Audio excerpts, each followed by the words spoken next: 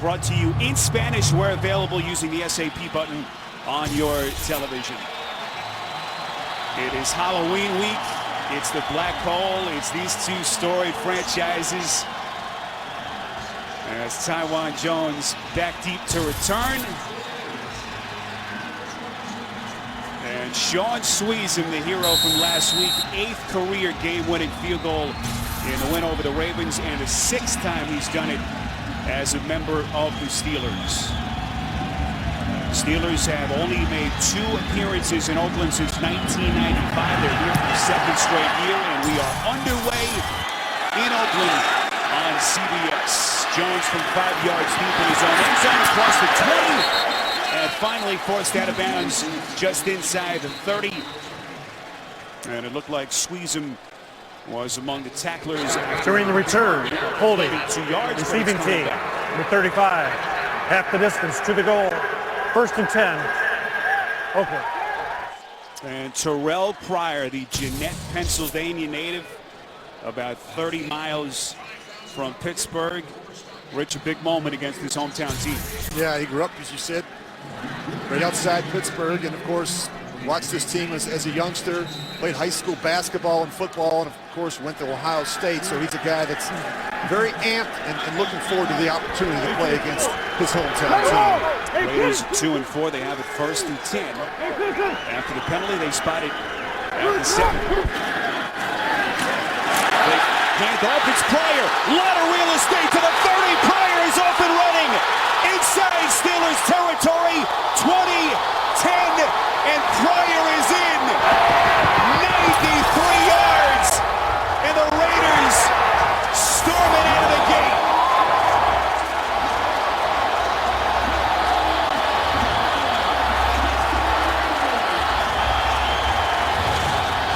Well, you see the fake.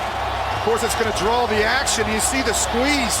No one accounted for Terrell Pryor. And once he gets in the open field, no one's going to bring him down from behind.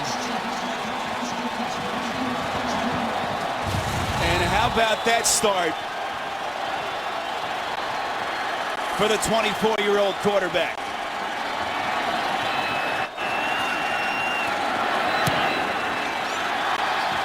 These fans still stunned as they are on that Pittsburgh sideline.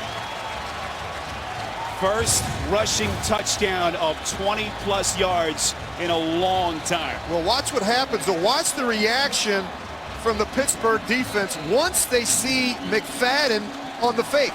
The backside linebacker, Lamar Woodley seals. Everybody has their eyes on McFadden, and no one senses Terrell Pryor pull the ball to the edge. I mean, look at this hole. I mean, Troy Polamalu, he gets outflanked, and no one inside to account for Terrell Pryor. I mean, you talk about the way you want to start a football game if you're the Oakland Raiders. Rich, there was a question how the young man, who again has limited experience, would handle Mike Tomlin and Dick LeBeau's defense. That kind of a start will loosen the young man up. And we talked with Dick LeBeau, the defensive coordinator of Pittsburgh, last night. We asked him, where does it all start? Most teams, it starts with stopping a big thumper, a big running back like a guy like McFadden. He said, no, not with the Oakland Raiders. Their leading rusher, their leading passer. That's the guy we have to account for on every single snap. 76-year-old Dick LeBeau, the legendary defensive coordinator. And that's something that opposing offenses have not done much of against this Steelers defense. You get a real sense for his speed in the open field. I mean, that's unusual for a quarterback. Just a freakishly talented athlete. Pryor is at 6'4", 233 as Janikowski boots it through the back of the end zone. Ben Roethlisberger, 28th career game-winning drive last week in the 4th quarter.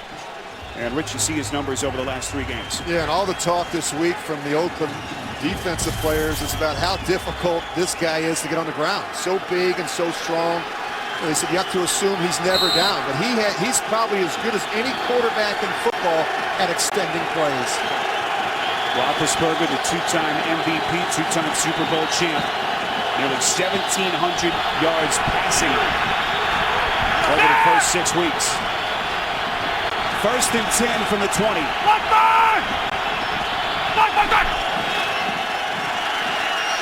Roethlisberger's going to air it out. Incomplete. Intended for Antonio Brown. As we take a look at the starters in front of Roethlisberger. David Castro, second-year man, the 24th overall pick in the 2012 NFL Draft. Arguably his best day as a pro last week. And Le'Veon Bell, what a three-game stint it has been for the 21-year-old rookie, who has the makings of a star written all over him. Missed the first 3 games with that mid-foot sprain. Career high 93 yards last week in the win over the Ravens. 2nd and 10 from the 20. Roethlisberger slight play action. Fake over the middle. Heath Miller going nowhere. C.O. Moore on the tackle after a gain of just a yard. Starters up front for the Raiders behind the coordinator Jason Tarver. Lamar Houston, 3 sacks to lead this defense. The linebackers, Nick Roach, the man in the middle, 6 years in Chicago. And this arguably the biggest improvement on this entire Raiders team from a year ago. That secondary headline by the future Hall of Famer Charles Woodson. You saw Tarver on that Oakland sideline. 3rd and 9, they spot it at the 21.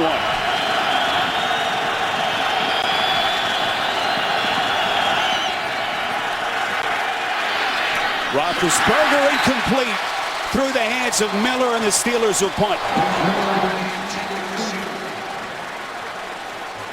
Well, they got the matchup they wanted. The tight end, Heath Evans, and they just can't get him the ball. Heath Miller just can't get him the ball. Better throw here to Heath Miller by Ben Roethlisberger may get it done. Double the outside receivers and allow the tight end to be one-on-one inside. Zoltan Mesko back deep. The punt from inside the 10. Left-footed kicker. And this is Jacoby Ford from his own 34. Ford has some real estate inside Steelers territory. Fumble. The ball's still loose. It's out of bounds, and the Raiders somehow will retain possession. 46-yard punt, and it is a return of 20 after the fumble by Ford. Raiders getting the early break in front of the Steelers, 7-0 on CBS. No, they haven't even played 90 seconds yet. Yet we've made history here in Oakland. Terrell Pryor, 93-yard rush, the longest run ever by a quarterback in NFL history. Rich, touchdown or not? Woo! How about that longest Raider run, though? You look at Pryor ahead of Bo Jackson. Pretty good company for the young man as Pryor back onto the field. 1st and 10 from the 47. Pryor over the middle. That's McFadden inside Steelers territory, tackled after a gain of 7. Vince Williams, the rookie linebacker, getting there first. Take a look at the starters up front. Stefan Wisniewski out the last 2 games with a knee injury. A huge addition back to the starters up front. Darren McFadden struggling, just over 90 yards over the last 3 games since tweaking that hamstring. An injury that caused him to miss a game in late September in Washington. 2nd and 3. That is McFadden needing to get to the 42. It looks to be a yard or 2 short after a pickup of just 1. Starters up front, Brett Kiesel. Still not showing many signs of slowing down. His 12th year in the league, now 35 years of age, headlining that defensive front. Lawrence Timmons, 17 tackles a week ago. A lot of them coming after breaking his left hand late in the game. And Troy Polamalu, 5-time All-Pro. The quarterback of the Steelers secondary. 3rd and 2 inside the 45. Pryor, quick drop, and it is incomplete. Bryce Butler had it, but the rookie out of San Diego State can't bring it in. William Gay on the coverage, and Oakland will punt. Yeah, Bryce Butler's just got to squeeze it. Nice job by the quarterback getting it out quickly on the perimeter. And again, the veteran William Gay able to come up and knock it out. And Rich, it looks like they are going to roll the dice. How about this decision? 4th and 2. Well, there's always the possibility here, Spiro. No snap, no play. Try to draw the Steelers off sides. A gutsy call. I think he tries to use a hard count here against the Steelers front.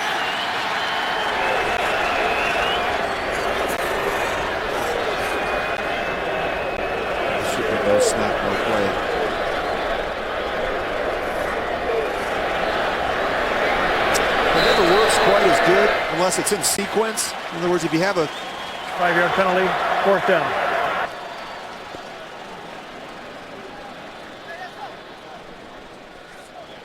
good effort, though. Good try by Dennis Allen.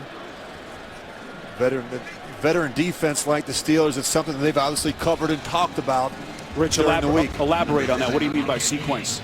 Well, you know, sometimes it's better when it's in rhythm, where you're not, you know, there's not a little bit of a break, and then you're talking about what to do. It's just better when you go out and you just go right from the huddle as if you're really going for it. You make the substitutions, you just get up there, and it's within the normal rhythm of your offense. Marquette King, second-year punter. Spent all the last season on IR with a leg injury. Antonio Brown calls for the fair catch and watches it bounce through the end zone. A 49-yard punt from Marquette King. Ben Roethlisberger back onto the field. Pryor's Raiders in front, 7-0. The NFL on CBS is sponsored by Southwest Airlines. Find our fares online only at southwest.com. Fruit of the Loom. Start happy. And by Ram Trucks. Guts, glory, Ram.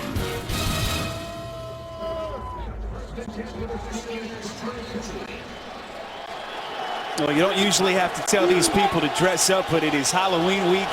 Just adding an extra layer of zaniness in the black hole. 7-0 and 93-yard touchdown run on the first play of the game by Terrell Pryor, the difference. This is Le'Veon Bell, the rookie out of Michigan State, second-round pick. Rich, last weekend, 93 yards. Most that he has run for in his career this first year. He only had 90 yards on the season in the previous 2 games before last week. Yeah, and they really feel that they have a running back that they believe in. We sat down with Mike Tomlin last night. He said, look, we've got the bigger back with quick feet who lowers his pads and runs downhill. And that's exactly how they want these backs to run behind this big offensive line. Well, they say that Bell is just tailor-made for the Steelers system. Can do a little bit of everything. 2nd and 7. Draw play on the take from Roethlisberger across the 25 and a pickup of only a couple. Tomlin said the one thing he loved about him is you see Tomlin's counterpart, Dennis Allen, youngest head coach in the NFL. But Tomlin said the one thing I liked about Bell is that, you know, it's so hard to evaluate running backs coming out of college. They knew what he was playing in a pro-style offense at Michigan State. Yeah, they knew exactly. An eye back that could run the power and the toss and the OTs and those type of things. I mean, he didn't play in a system, Spiro, that had, you know, the wildcat and the zone option read. He was a pure tailback.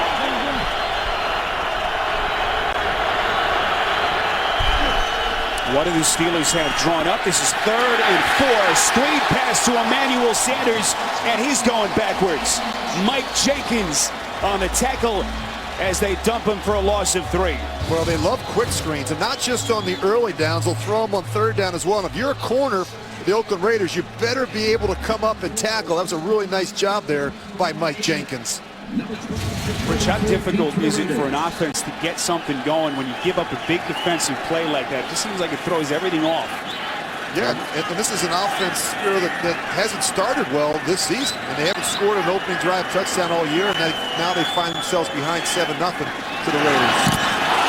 Mesko's kick is blocked. It's picked up by the Steelers at around the 35-yard line. Rashad Jennings is the man who got a hand on it. And this is about as bad a start as the Steelers could have ever imagined.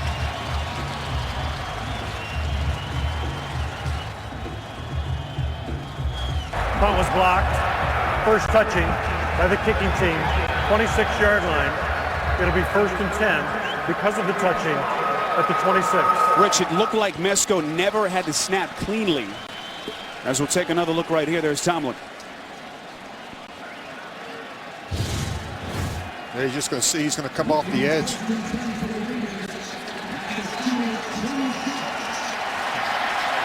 Oh, what a great effort. Just gets that right hand out there, and it's just enough to get a piece of the punt. Beats Paulson, the backup tight end, right across his face. So short field for Pryor, 1st and 10. They mark it down at the 26. McFadden, actually it was Marcel Reese, the fullback, with his first take, and they said all week long Rich, we've got to get Reese more touches, whether it's running out of the backfield or as a screen player in the pass game. Well, they've got to get the running backs more involved. I mean, we know what Terrell Pryor can do, but McFadden's been slow this year. He's battled injuries once again, and Marcel Reese, Rashad Jennings. They just haven't had the consistency in the running game at the running back position. 9th in the NFL in rushing yards per game on the Raiders. This is 2nd and 8. Pryor, under pressure, somehow gets it off to McFadden. And as Pryor shows off the athleticism, Rich, just to get that pass off, Raiders still lose a couple of yards. Well, we talked about Big Ben being a tough guy to get on the ground, and Terrell Pryor is similar. I mean, you watch him drift here, he sees it. He's so strong up top, and he's so quick. He's got great elusiveness as well. The area where he has to get better, we've been talking about this for a couple weeks now with Terrell Pryor, Spiro, is functioning as a passer in the pocket. And that's what the Pittsburgh Steelers want to do today. Set the edge and keep this guy contained and force him to sit back there and make the difficult throw. Pryor from the gun, 3rd and 10. Over the middle, it's Denarius Moore.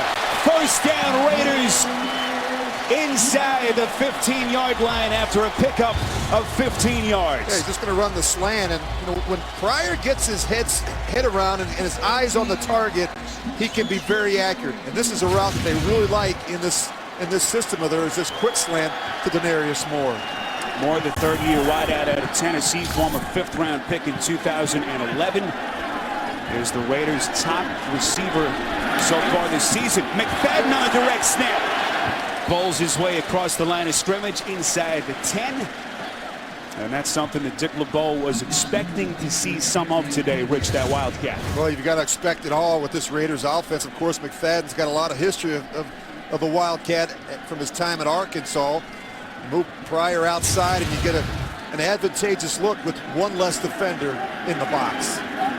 McFadden said this week this is exactly the kind of defense he likes to run against. Physical, as he tries to get downhill against this vaunted Steelers defense.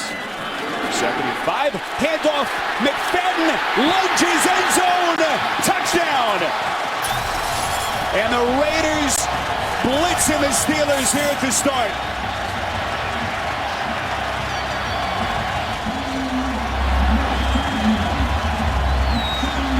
Well, one team looks tired and one team looks fresh. You look at the Raiders coming off of this bye. They're getting off the ball. They're getting up on the 2nd level. And that was a terrific effort by Darren McFadden. There's the reaction from the 41-year-old head coach. I don't think anyone saw this coming. 7-yard run for McFadden as Pryor takes the short field. And the silver and black with a 2-touchdown lead over their longtime AFC rivals. You're watching the NFL on CBS. And Pennsylvania native Terrell Pryor, who grew up just outside Pittsburgh, about 30 miles outside the city. 2 sports star Jeanette High was one of the top high school basketball players for the Jeanette Jayhawks.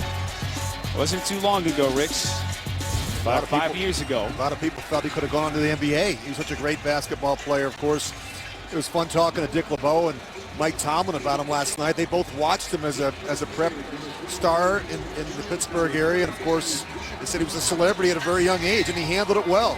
He really did whatever he wanted to on the football field. No one could stop Terrell Pryor.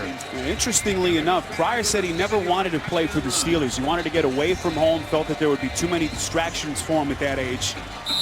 But there's no doubt, listening to Mike Tomlin talking about him last night, the admiration has been there on Tomlin's part, watching this kid grow and develop for a long time. Yeah, and I like the fact that he didn't come into the league with a silver spoon in his mouth. It was a supplemental pick by Al Davis, had to work, and finally got the opportunity to compete for the starting job in training camp.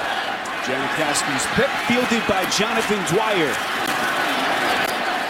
Dwyer out past the 20, crossed the 25, and tackled after a return of 25 yards. So Pryor's counterpart, Ben Roethlisberger, trying to get the Steelers on the board when we come back.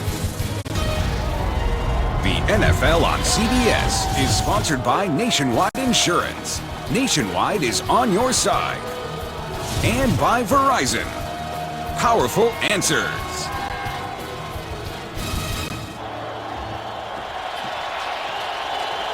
Third possession for the Steelers. They've got it 1st and 10 from the 27. Steelers still looking for their first down.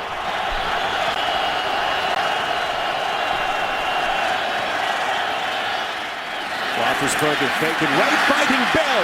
Out past the 30-35 and brought down just shy of the Steelers 40, 11 yards, and the Steelers move the chains for the first time. And Rich, about as rough a start as Mike Tomlin could have ever dreamt of. If you're this Pittsburgh offense, and you got to take a deep breath. This is not the way you were hoping to start the game, and you just find a way to get the running game going. You're going to stick to the game plan and not push the panic button. Mike Adams into the game as an extra tackle. There he is in the bottom of your screen. Roethlisberger on 1st and 10, completes over the middle. Heath Miller awkwardly tackled to the floor as he comes down to the turf, and they say incomplete.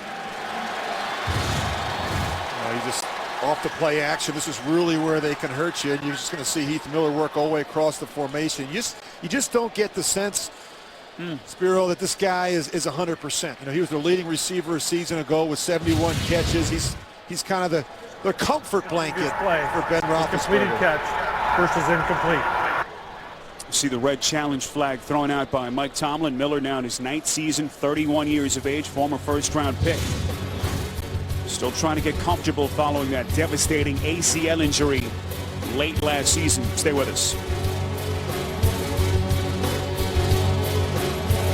Lead or not, Rich, I think the Steelers are just going to be happy that Miller's okay. This is the same right knee that he hurt late last December. Yeah, safety Usama Young comes in there and just goes right at the right knee of Heath Miller. And I think this is a catch. I think he makes a football move. I think as he's going down, his right elbow hits the ground and that ball pops out. You get a good look at it from this angle. Look at Usama Young. That's right after, that's as you said, right at the surgically repaired knee. He just took that knee brace off, I believe, a week or so ago. He does so many little things well for the Pittsburgh Steelers. Well, the rule is that you have to maintain possession through contact with the ground. Let's see what the officials rule here. They need conclusive video evidence to overturn it. Again, the call is incomplete pass. Well, I looked at it.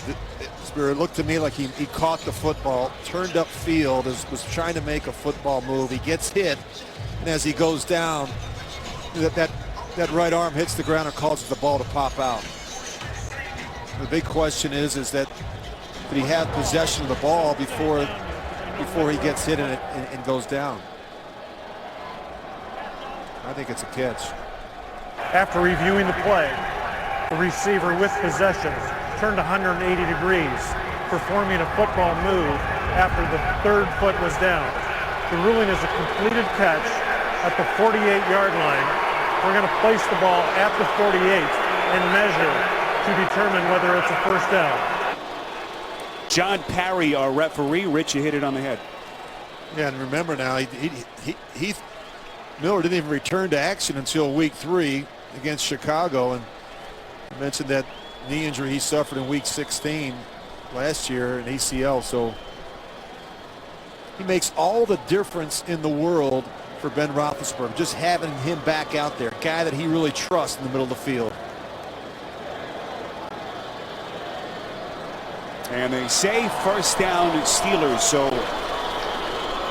a great challenge by Tomlin pays off. And the Steelers will see if that can't get the offense going, down 14-0 here. With 6:32 to play in the first. It was actually a really nice throw by Ben Roethlisberger. As we went back and watched it a couple times, Spiro, I think he's trying to hold him up in the hole. I think Ben sees out in front of the throw. I think he sees the safety out there, and he's trying to stop Heath Miller from that collision. This is Steelers offense that has so many different looks. Last weekend, you saw Todd Haley lining up Le'Veon Bell all over the field. It's been a slow start here today.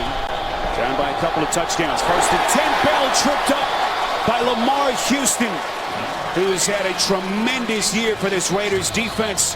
Loss of 3. Well, you don't see as much of this from Le'Veon Bell. They don't really encourage this. He's more of a downhill runner, but he does have an option there to bounce it. Really nice adjustment by Lamar Houston. He's not going to allow Bell took it outside. Jason Tarver told us on Friday, Houston has all the tools. It just has to do it with a little bit more consistency, but he has had some huge moments. 2nd and 13, Brown on a little screen pass inside Raiders territory, and a pickup of about 6. Oh, with NFL Mobile's free trial, get 30 minutes of free live video access to exclusive premium content on your smartphone now through October the 29th. Visit NFL.com/mobile to learn more. Message and data rates may apply. Good look at Pittsburgh Steelers offensive coordinator Todd Haley. Enjoyed their visit last night. I think just the relationship, Spiro, between himself and Ben Roethlisberger, much better than it was a year ago. I think they're on the same page in terms of what this offense should look like.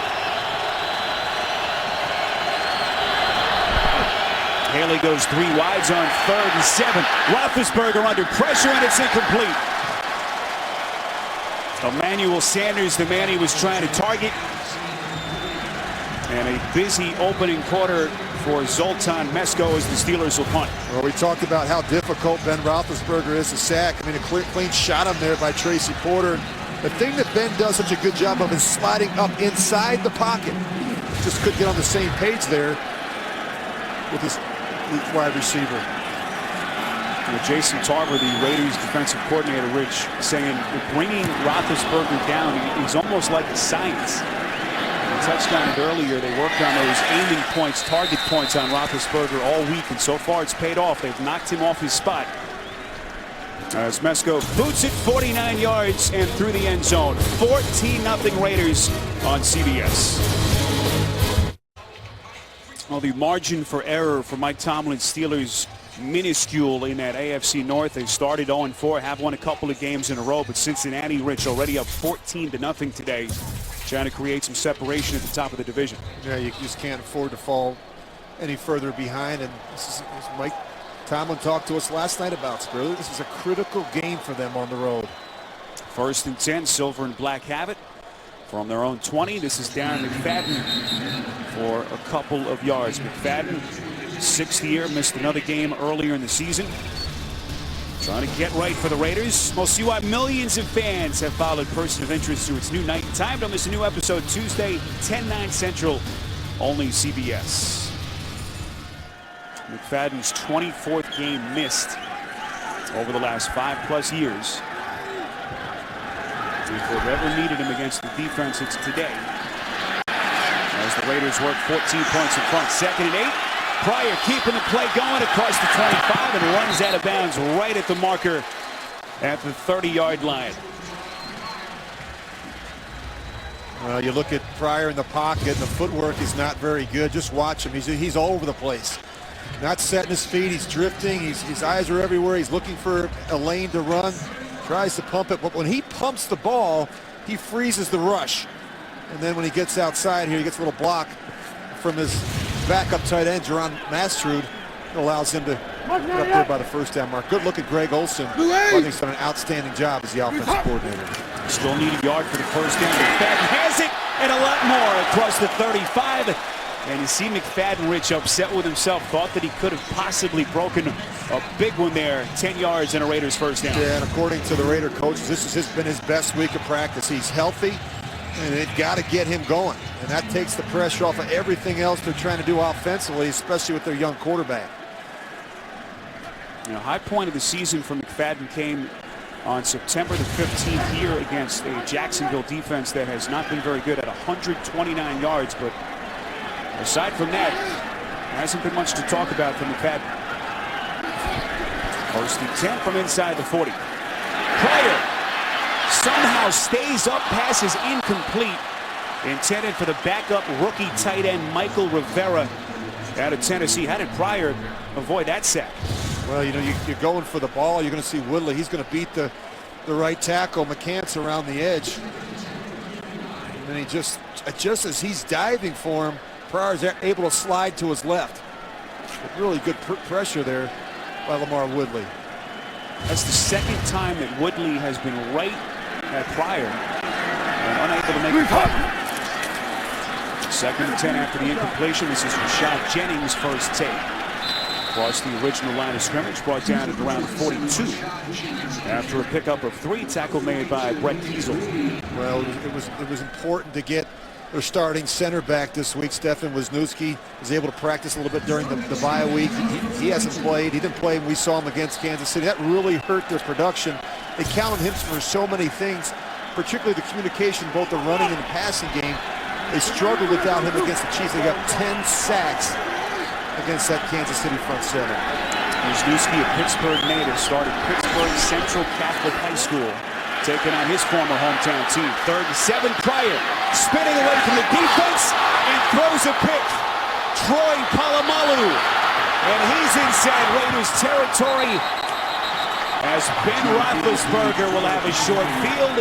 Tackle made by Wisniewski, but not before a return of 17 yards. You know, there's certain players that just always seem to be around where the action is. You see here just a 4-man rush. Pryor gets outside. He's not able to set his feet. He's thrown back across his body.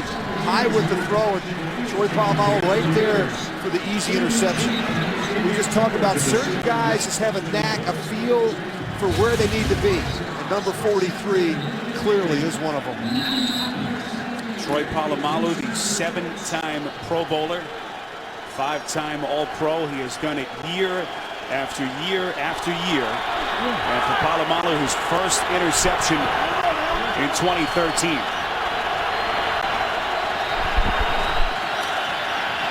Roethlisberger on 1st and 10. Completes over the middle. It's Jericho Cutchery inside the 40.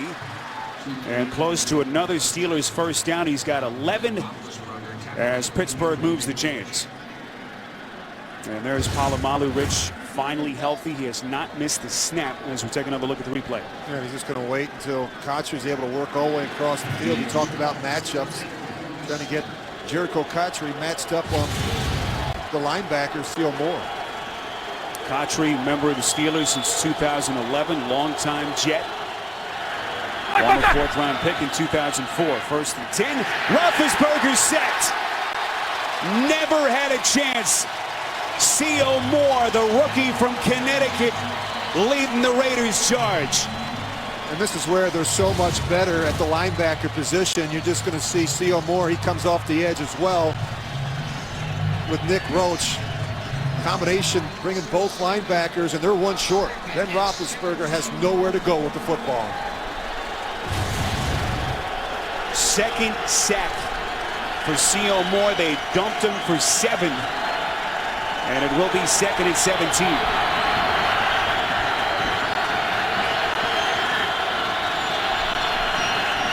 5 wide receivers for the Steelers. Roethlisberger, bullet pass, finding Brown inside the 35. And brought down well short of the first down marker, a pickup of a dozen. Well, it seems like when Ben Roethlisberger needs to find a completion, he's going to look in the direction of Antonio Brown. Been terrific so far for the Steelers this season. He's got more catches through the first 6 games of the season than any Steeler player since 1960. An electrifying start for the Oakland Raiders. Terrell Pryor, longest run ever by a quarterback in NFL history. 93-yard touchdown sprint on the first play from scrimmage. End of the first quarter, 14-0 Oakland. Will return to Oakland after these messages. You're watching the NFL on CBS. Back in Oakland, a Troy Polamalu interception. And now short field for Ben Roethlisberger. Hard to believe, Rich, that this Steelers offense with no points off turnovers over the first 6 weeks. Well, a big reason why is their defense is dead last in the NFL with just 2 takeaways. Haven't given them any chances. Hard to believe this Dick LeBeau-led defense has been so inept at taking away the football. 3rd and 6 from the 33. Over the middle. Finds Sanders inside the 30. He is very close. Needed to get to about the 32. And he is short. Favorable spot for the Raiders defense. Rich, what do you do here? Well, I think you kick the field goal. I think they're really short. I think it's by at least 2 yards. So getting more frustration from Ben Roethlisberger and this Pittsburgh offense. They get great field position with the Troy Polamalu turnover. They've got to settle for a field goal. They've not been great down in this part of the field. So here's Sean Sweezum, 47 yards at the game winner to beat the Ravens last Sunday. This one on target, plenty of leg, and Sweezum bangs it in from 47 yards out. And finally, the Steelers with points off a turnover. That long drought finally is over. Oh, when it comes to rivalries, it's a whole other level. Saturday, the Home Depot SEC on CBS has you when Aaron Murray and the Georgia Bulldogs take on Tyler Murphy and the Florida Gators in Jacksonville. The hoopla begins with college football today. Both teams coming off a bye week. Both find themselves in kind of an unfamiliar position, trailing both Missouri and South Carolina in the SEC East. That's not something we typically see with Georgia and Florida. There's Jarvis Jones, rookie linebacker for the Steelers. Former Georgia Bulldog, did not play last week with a concussion. We'll no doubt be tuned in for that one next weekend on CBS. Spiro Ditas, Rich Gannon, our entire CBS crew from Oakland. O.co Coliseum. Rich, we expected kind of a physical game. It always is between these two teams, but the Raiders, that long touchdown run by Terrell Pryor, and you still get the feeling that the Steelers are a little bit stunned. I think they're reeling a little bit. Remember now, the Raiders, coming off the bye, so they've had extra time to prepare and to heal up. And of course, it's a long trip. The Steelers came in yesterday. It's a long flight from the East Coast, and they just seem like they're still half asleep here in the first half. They've logged a lot of miles this season. Played at London a couple of weeks back. As this one bobbled in the end zone by Taiwan Jones, and he is buried by a host of Steelers inside the 10. Terrence Garvin, one of these Steelers backup linebackers, getting there first for Pittsburgh. Well, good start for Pryor before that last interception, as the Steelers defense, Rich, tries to dig in. Well, the big number that concerns you is the 130 yards. I guess, again, a lot of them coming from Pryor in the big run. But they've got to find a way to stop number 2. I mean, he's been very disruptive, and he can do it so many different ways. Off the zone option read or simply just dropping back and deciding to pull it down and run. First and 10, Pryor out of the backfield. It's Jerron Mastrew, the tight end, fourth-year man out of Kansas State, close to an Oakland first down. Tonight on 60 Minutes, the attack in Benghazi. What really happened? Lara Logan with a year-long investigation on 60 Minutes tonight, only CBS. Well, there's Mike Tomlin. Had a chance to sit down with him yesterday. Told us about the long, 5-year-long relationship he's had with Terrell Pryor. As the Raiders keep it on the ground here, this is Marcel Reese across the 20. When he first got the job in Pittsburgh, his family stayed back in Minnesota, so he would kind of finish work, didn't really have much to do. One of his interns said, hey, let's go watch some high school basketball one day. And Tomlin went to the gym in nearby Aliquippa, and that's when he first saw Terrell Pryor, a star high school basketball player for the Jeanette High School Jayhawks, about 30 miles outside Pittsburgh. They struck up a friendship, and he has said it has been so satisfying to see the young man develop over these last 5 years. First and 10, Pryor airing it out deep down the sideline. It's incomplete. Trying to find Andre Holmes, the second-year wideout out of Hillsdale College in Michigan. Well, they're gonna get a hit on him here. I mean, he's got his eyes down the field, and again, the right tackle is struggling. But give Pryor some time in the pocket. He throws the deep ball really well. Rich, you alluded to it earlier. Pryor has shown he can run. He's got raw athletic ability, but can this young man take that next step, improve those mechanics, and be a long-time pocket-style quarterback?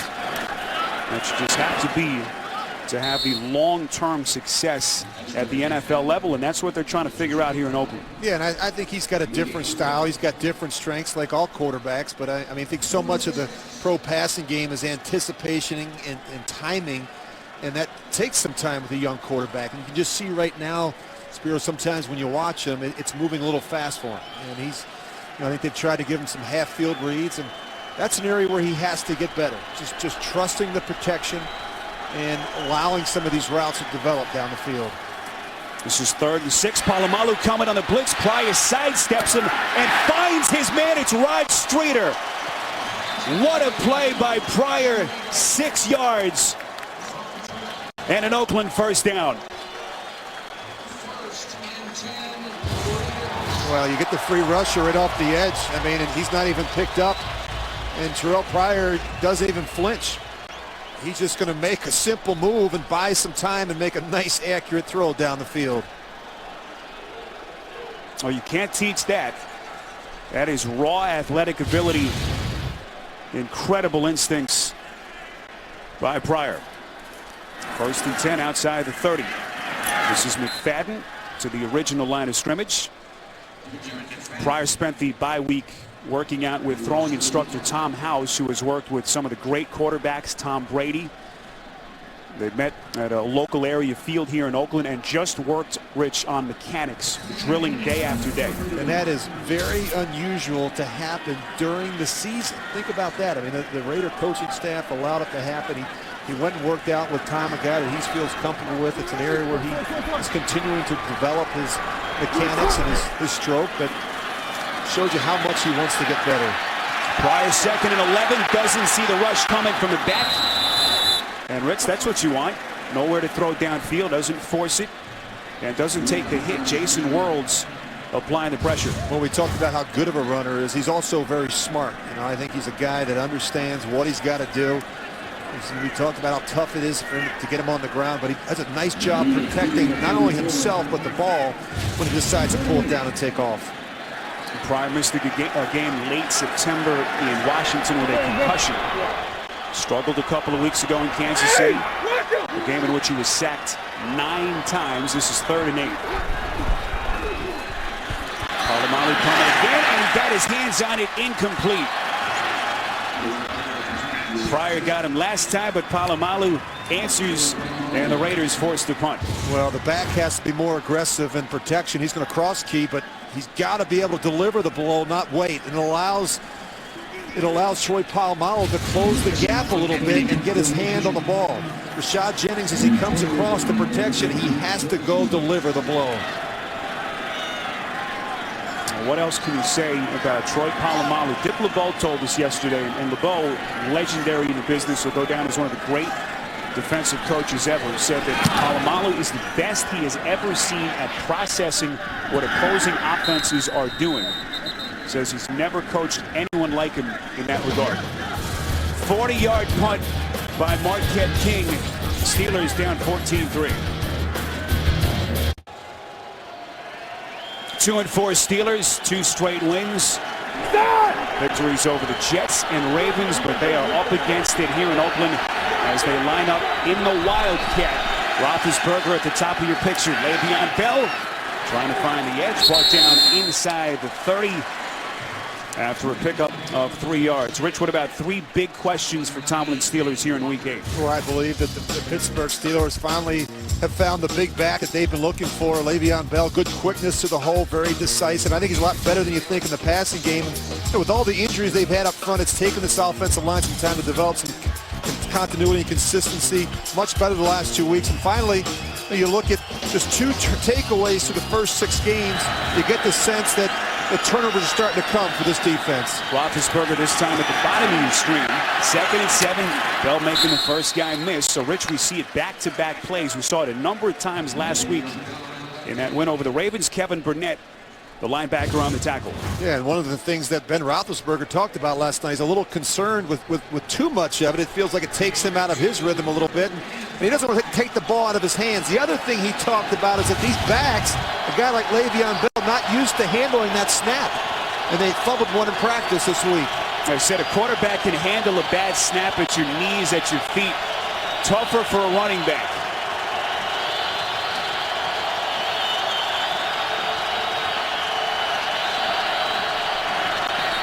Third and 5. And whistles blow that play dead. John Parry, our referee. False start. Offense. Number 88. 5-yard penalty. 3rd down. First penalty. Mike Tomlin looking on. It'll be 3rd and 10. They'll spot it at the 25. Steelers 0 for 4 on 3rd down.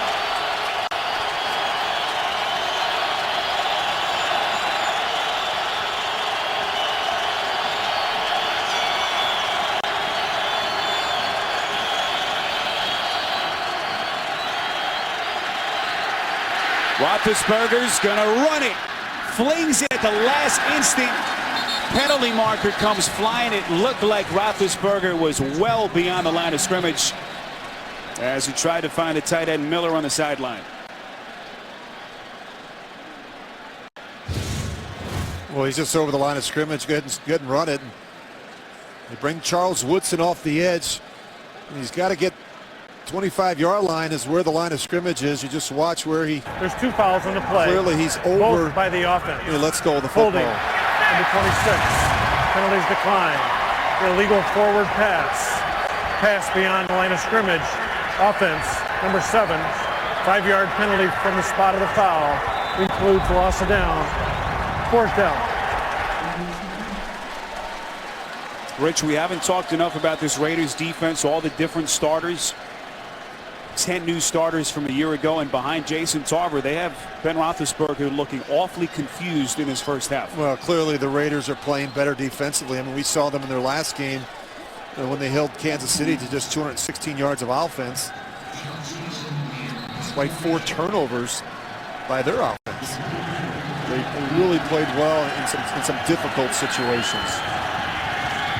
We saw Tarver wearing a visor on the Raiders sideline. Vasco's punt.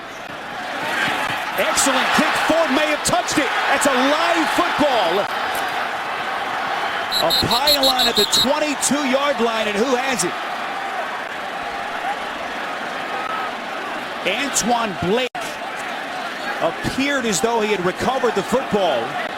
51-yard punt by Mesco.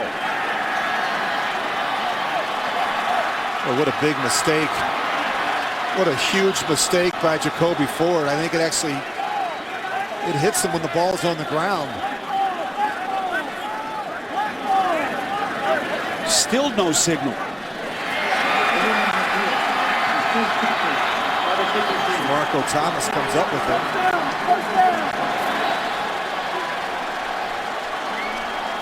The officials are still trying to sort this one out.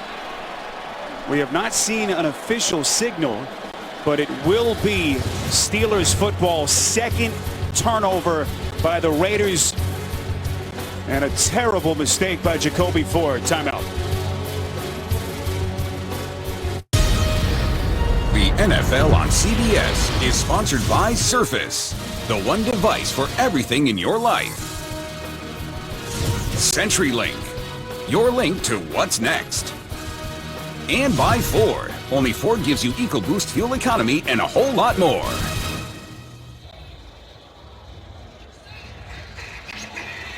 We're back in Oakland. During the timeout, the call on the field has changed. They say it was illegally touched by Steelers special teamer Antoine Blake, and so Raiders will have the football, Pittsburgh but Mike Tomlin is challenged. The previous play.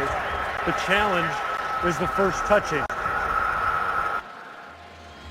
So did Antoine Blake touch the football before it hit Jacoby Ford? If it did, then it's Raiders football. And that is the call on the field, illegal touch on Blake. Well, watch the right hand of Blake, whether or not it touches him right as he swings at it. We know for sure it touches the left foot of Jacoby Ford.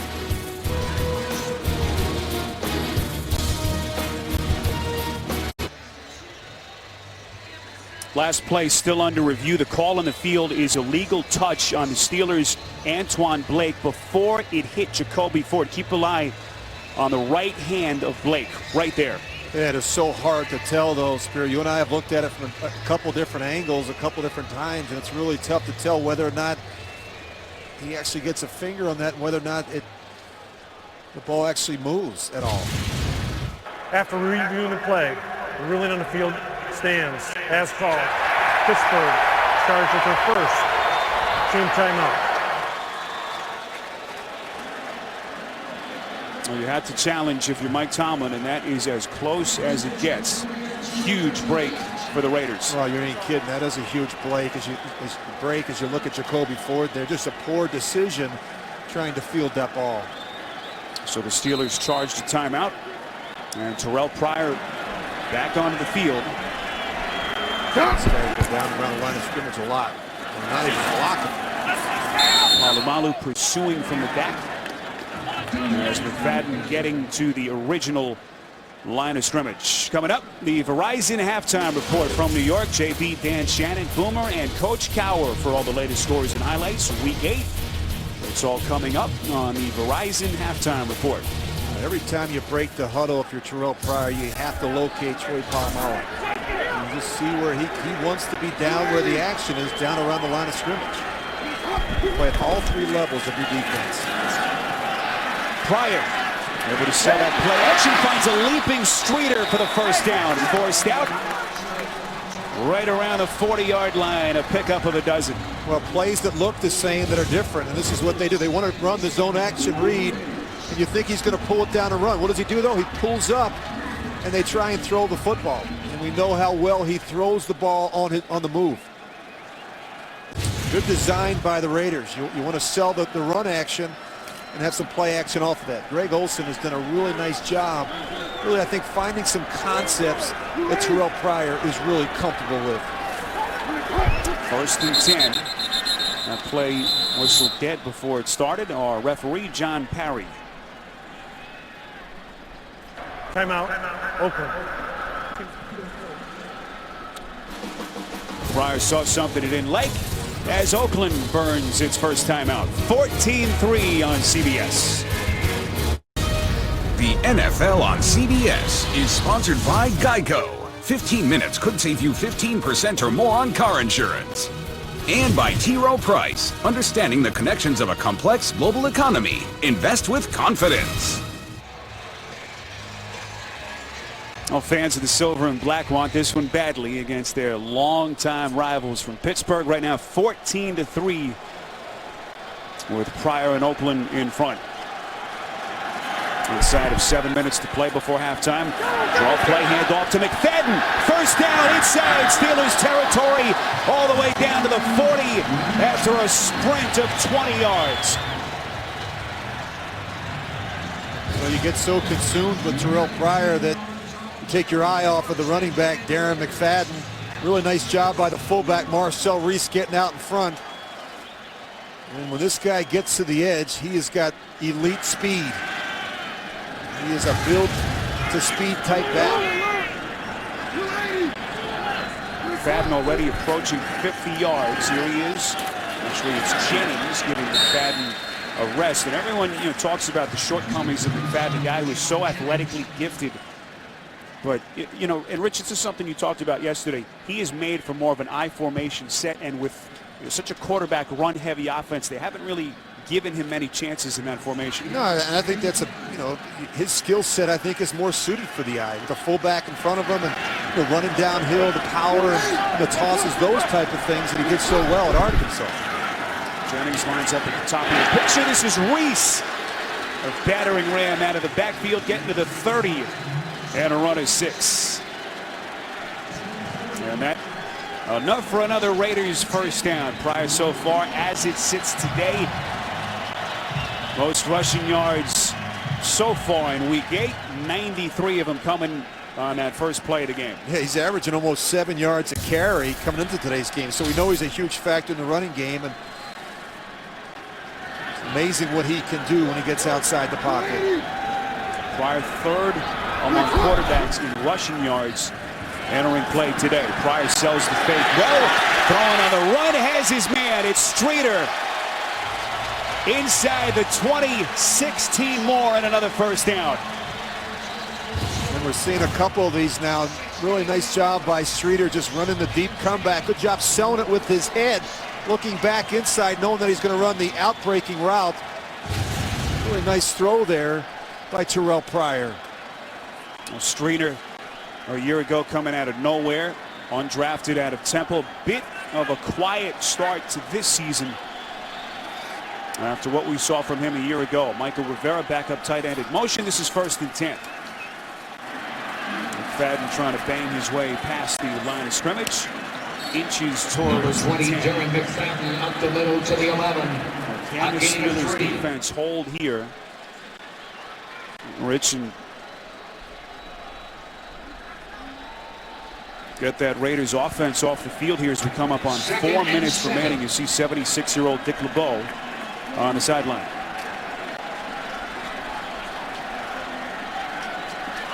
There's Brett Kiesel. McFadden lines up at the bottom of your picture. 8th play of the drive that started from the 28. Pryor trying to make something out of nothing. Out of the fray, he's inside the 10, right at the marker. It is backyard football with Terrell Pryor. William Gay forced him out. Well, this is probably where he's most dangerous. I think running just from the passing formations. I mean, you've got to be very disciplined with your rush lanes. You see Pittsburgh Steelers defensive players running all over the place trying to find number 2. Didn't get the first. This is 3rd and short. McFadden has it. Inside the 5. Appeared as though he had it. No signal yet. Needed to get to the 4. Steelers are saying no.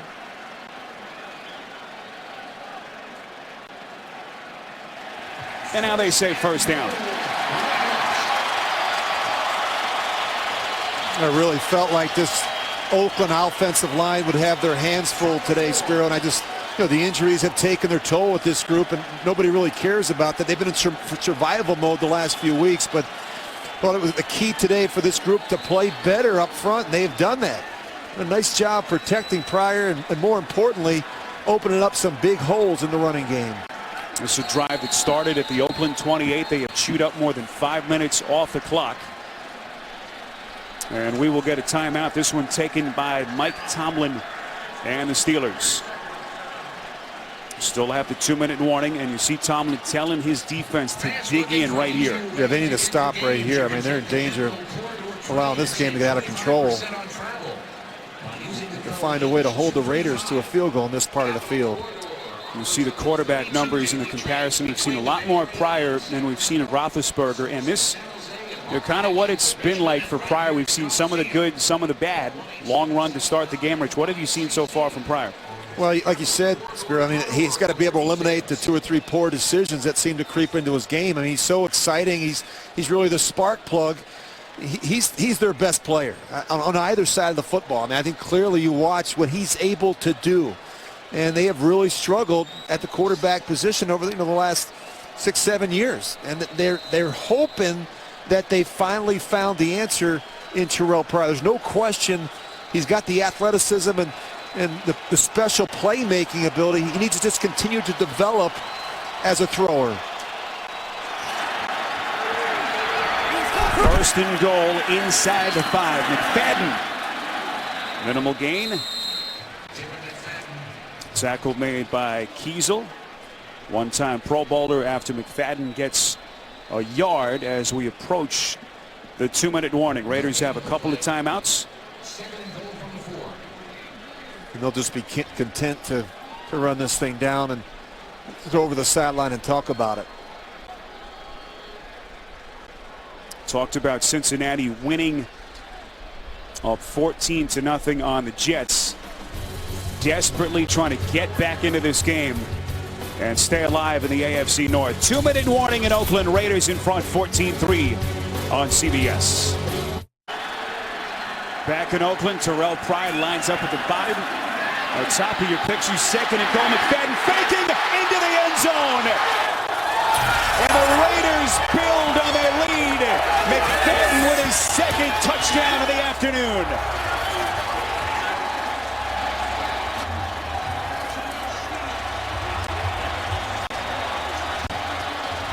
Well, we actually saw him run this in practice. They're going to try and bring the tight end across. He's going to try and throw it here, but when it's not there, he does the next best thing. He pulls it down and runs. And we know that McFadden can throw the ball out of the Wildcat. We saw it in week 3 against the Denver Broncos.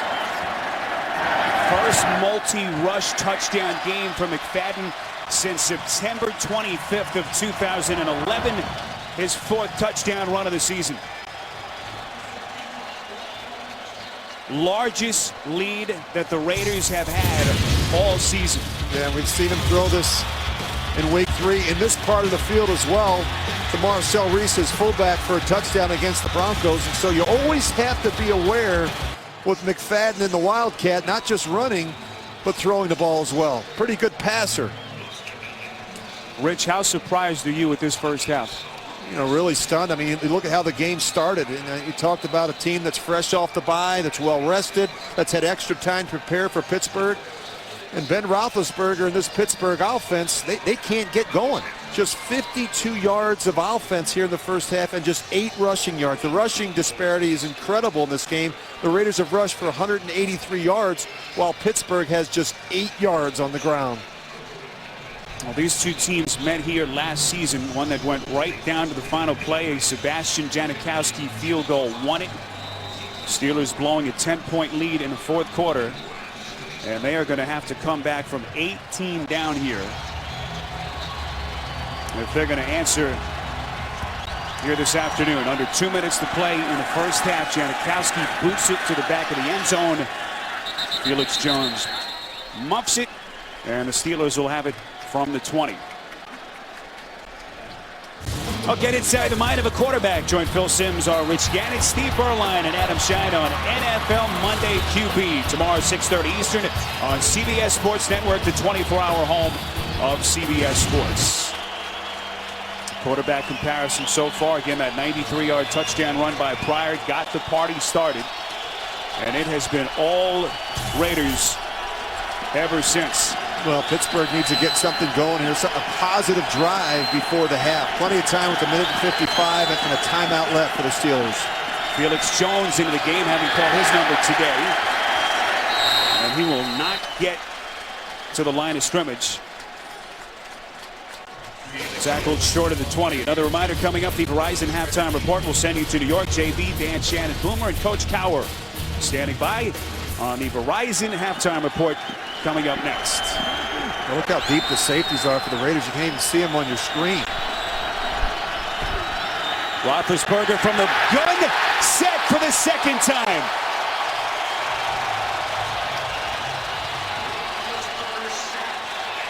Lamar Houston with his 4th sack of the season. And he's just working up the top of your screen. He's working on Pittsburgh Steelers right tackle, or left tackle. You see him right there. He's going to beat him around the edge. And clearly Lamar Houston is their best pass rusher coming into today's game with 3 sacks. Raiders have taken a timeout, hoping that they'll get it back. There's Jason Tarver. His defense with their ears pinned back here. And still a lot of time potentially for Pryor and the Raiders offense. Well, I think if you're the Oakland Raiders defensively, you got to be thinking screen or draw in this situation. 3rd and a bunch.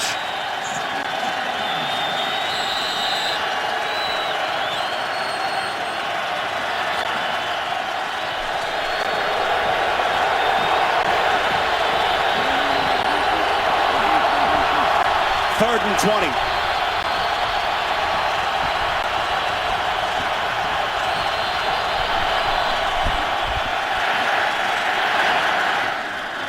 Excellent catch. It's Antonio Brown over the middle penalty marker at around the 21-yard line. And this one against the Steelers. Pass interference. Offense. Number 88. Half the distance. Replay. 3rd down. We're going to get Emmanuel Sanders for what amounts to a pick, I think, coming across the formation.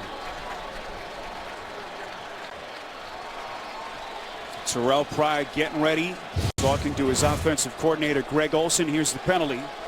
You see linemen downfield, you see receivers down the field blocking him. Saw it very quickly on the right of your picture. Sanders kind of setting a pick.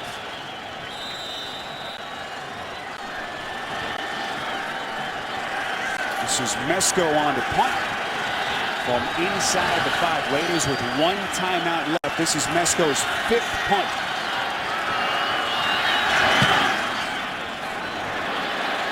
Very short kick. Inside Steelers territory. So, Rich, a timeout left. What about strategy here for the Raiders? What are they trying to do on these first couple of plays? Well, I think you're playing with the house's money. You're up 21-3. You got to be smart. Can't take a sack, or you certainly don't want to turn over here. But you've got opportunities to push the ball down the field. Plenty of ways to stop the clock. And worst case scenario, I think Terrell Pryor in this Oakland offense thinking about a field goal. But they have some opportunities here to take a shot at the end zone as they get closer. Only a 30-yard punt by Mesko. And the Raiders are only 5 yards away from the target line of Sebastian Janikowski. 1st and 10, Pryor. Over the middle, it's intercepted. In and out of the hands of the intended receiver, Bryce Butler, and it's picked off by Cortez Allen. Well, the one thing you couldn't do, and there's plenty of blame to go around on this one. We look at the receiver not making the catch, Bryce Butler, but a better throw here by Pryor. He throws it on the back shoulder. That's actually a pretty good throw. It hits him in the 9 and the number.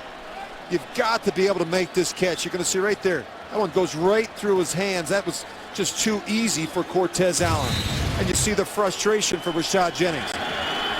Butler's got to be able to make the catch. Butler, the rookie out of San Diego State. Raiders took him with the 7th round pick last spring. Steelers 1 timeout, 1st and 10. Roethlisberger's going to take a chance. It's caught. What a catch under duress. Woodson was there, but somehow Brown maintaining concentration and picks up 21. Well, when they need a big play, this is where they look downfield. Really nice throw here, using the boundary by Ben Roethlisberger, giving his leading receiver Antonio Brown a chance to make a play. Charles Woodson just a hair late getting there. Still plenty of time, 54 seconds, and still a timeout for Todd Haley and the Steelers. Roethlisberger from the gun on 1st and 10. Looking right, throws left, and out of bounds. That Oakland secondary blanketing the receivers, and now some extracurricular stuff, and this is an intense scrum. Officials quickly trying to step between them. Rich, you commit a penalty here if you're on that Steelers side. Well, you got to be smart. I mean, as you mentioned, you see Fernando Velasco trying to go in there, and someone took a shot at Ben Roethlisberger. I think that's why the Steelers offensive linemen, they rallied around their quarterback as the officials try and sort this one out. Right here, he's going to get pulled down. That wasn't really much. As you watch that, it looked like Daniel Muir, and then of course the offensive linemen come right to his defense to protect their quarterback. Velasco, the 4th-year center, stepping in for the injured Marquise Pouncey. The 3-time Pro Bowler, of course, was lost for the season early in the year. So no penalty on the play. This is 2nd and 10. Roethlisberger, little screen pass out of the backfield. It's Jones inside the 30, down to the 25, so well within field goal range at this point. Jones. Still a timeout, 11 yards, and a 1st down. And they're going to try and clock it. They lined up to become a much better screen team here the last couple weeks. They've really been working on this in practice, and they feel they've got a couple backs that can really excel at it. Le'Veon Bell and Felix Jones, both very patient guys that run with good vision, and an offensive line that can get out in front and run. Saw Sweezum on the sideline, a game winner against the Ravens last Sunday in Pittsburgh. 8th career game winner for Sweezum. Now look for the Steelers to take a shot here at the end zone with 30 seconds left. Still 1 timeout left. This is 2nd and 10 from the 25. Roethlisberger fakes the screen. Again, it's Jones dancing inside the 20. Brought down just short of the 15-yard line. 9-yard pickup. Clock continues to run. I think Ben's going to take a shot here. Oh, Now they take the timeout. And I think it's the smart play to take the timeout. You waste so much time getting everybody lined back up and trying to get a play call. There's other ways to stop the clock. Rich, what part of the field here do you want to throw it? Well, I think you got Roethlisberger, no timeouts. Yeah, you got to be smart. I think, but you got to take a shot at the end zone, and if it's not there, I mean, you settle for the field goal. But again, we talk about understanding situational football. You don't want to take a sack in this situation. You remember now, you've got no timeouts. You've got 17 seconds. If you get a sack, you may have a very difficult time running the field goal team on the field. So you've got to be able to trust your quarterback, and I'm not surprised to see Derek Moy come in. He's a different receiver. You know, he's much bigger, and he's got a bigger body type than any other receivers that they have on their football team. Swayze looking on from the sideline. 3rd and 1. Steelers out of timeouts.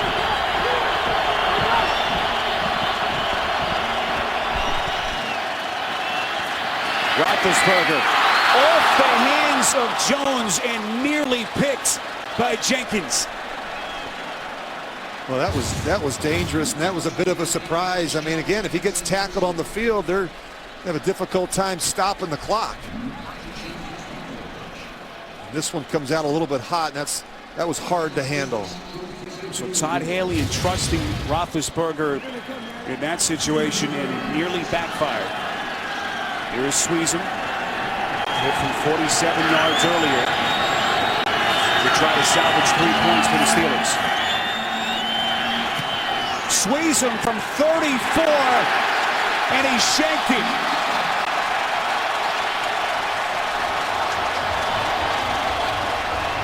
And that the kind of first half it's been for the Steelers. Oh, he does just shank it. I mean, that's a surprise. Swayze's been kicking so well. And Dennis Allen can't believe it.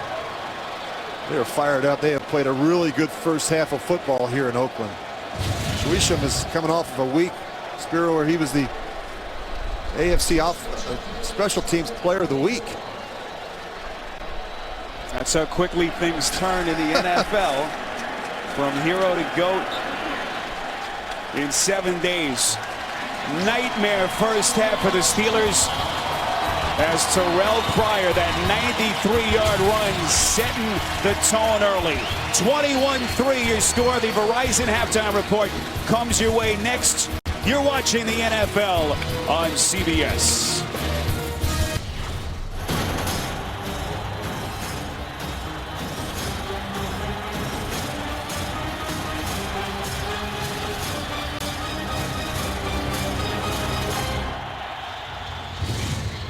Storied AFC rivalry that dates back to the 1970s. So far, one-sided here in Oakland, 21-3.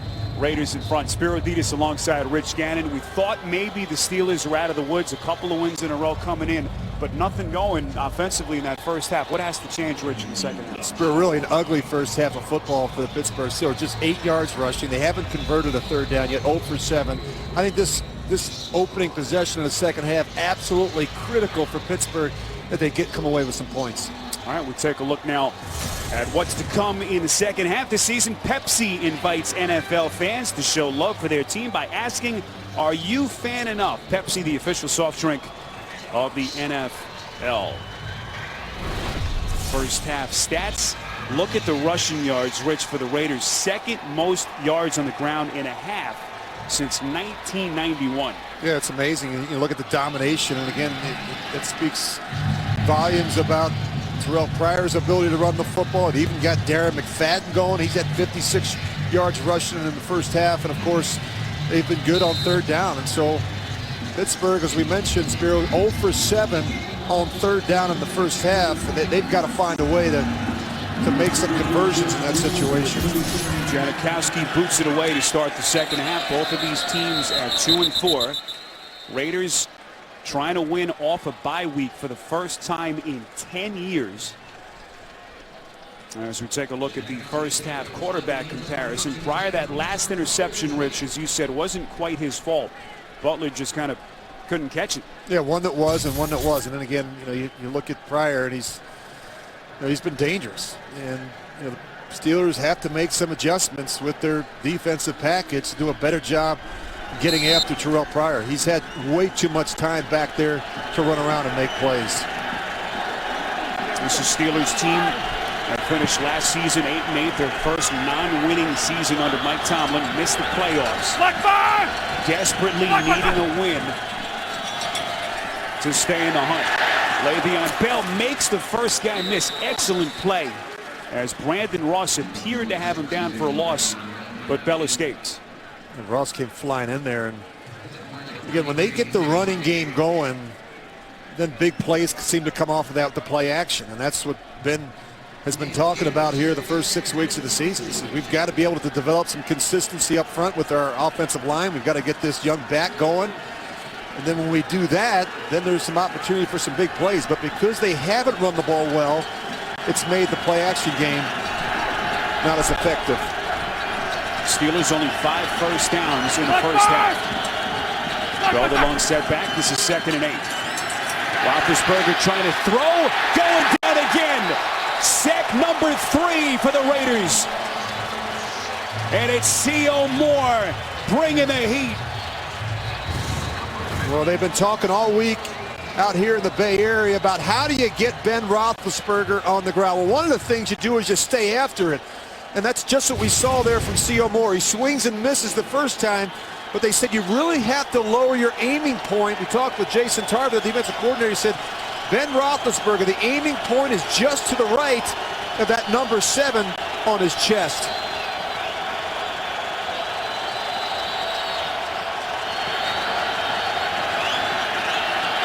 Roethlisberger, 3rd and 17, slings it to the 30. It's caught. Emmanuel Sanders, and that is right at the first down marker. Well, that was great execution by the Steelers and a terrific throw from Ben Roethlisberger. He throws this one on a rope to Emmanuel Sanders. 18 yards and a huge first down pickup for the Steelers. Look at this thing come out. And he throws it. It's a great low and away from the corner, waiting outside Mike Jenkins. Sanders has been quiet so far today. 25 catches on the season. This is 1st and 10. Little trickery. Jonathan Dwyer on his first attempt. Dwyer, the 4th-year man out of Georgia Tech, formerly the starter. They came into today's game just 27th in rushing with just 74 yards a game on the ground. And that ain't going to get it done. You've got to find a way to be more productive on the early downs. And you look at Todd Hill, you're looking at that play sheet. Dwyer basically has been a 3rd down back, released before the opener and then re-signed after the release of Isaac Redmond. Dwyer trying to get to the edge. Able to cross the 40. Excellent run by Dwyer, and another Steelers first down. They pick up 8. That was an excellent run by Jonathan Dwyer, just keeping his balance. I mean, a couple people take a swing at him and run a little stretch play and makes the defender miss there. Charles Woodson goes in low, and really a nice effort there by Jonathan Dwyer. It's been a running game that was just so dormant over the first 4 or 5 weeks of the season, finally showing life in the win last Sunday against the Ravens. Patry in motion, 1st and 10. And that time the Raiders front holding. Rich, the first 5 weeks of the season, no Steeler had accumulated 100 total yards before Bell did it last week. And Guy Wimper is the injured Steeler lineman, and he had to start the second half after Ramon Foster, the starting guard, the 50-year veteran, lost in the first half to a concussion. So a thin Steelers front getting thinner. Well, Guy Wimper had to start the second half for the injured Ramon Foster, who left with a concussion. Yeah, he's right here. His right leg, I saw that initially. That snaps out, but look at this, his left knee that goes back and seems to give out on him. It's kind of an unusual play. It's a lot of weight coming down on that left leg, 315 pounds. And so a thin offensive line now forced to scramble again. in front of Roethlisberger.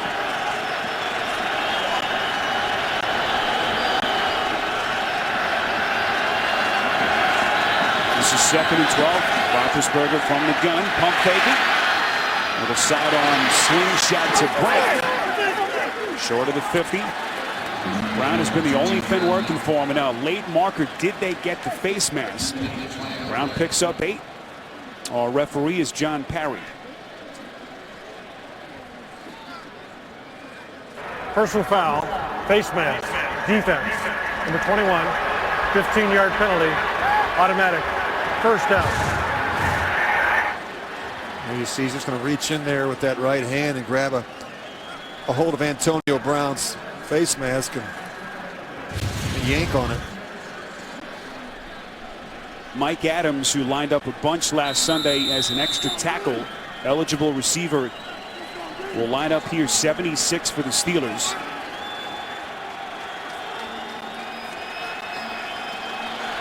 And now Le'Veon Bell, the lone setback, 1st and 10 as Kotri goes in motion. Here's Bell, has some room, getting to the 30. And taking on a bunch of Raiders defenders on his back. 9 tough yards as Jenkins finally brought him down. Well, they ran the ball a lot better last week, especially up inside. You just see good get off and a lot of double teams. They brought in Mike Adams there to play the extra offensive lineman on the right side, and it's been a formation that they've really liked and utilized the last couple of weeks. When they bring in Mike Adams, it's not 100% run. They'll mix in some pass and play action out of that formation as well. Steelers run game gave them nothing in the first half. Starting to show some signs. Brown in motion, 2nd and short. Brown on an end-around play. Cuts back middle. Raiders weren't fooled. Excellent pursuit, tackle made by Brandon Ross, the 2nd-year safety. Well, Antonio Brown, he's so good after the catch, and now they do the end around and the reverses with him. He's excellent speed and quickness, and you can clearly tell that Ben Roethlisberger has a rapport with Antonio Brown. He just has a sense of knowing where he's going to be and how he's going to react for certain coverages. First down run by Brown. Entered the day 13th in the league in receiving yards. 10th play of the drive for the Steelers. It'll be 1st and 10.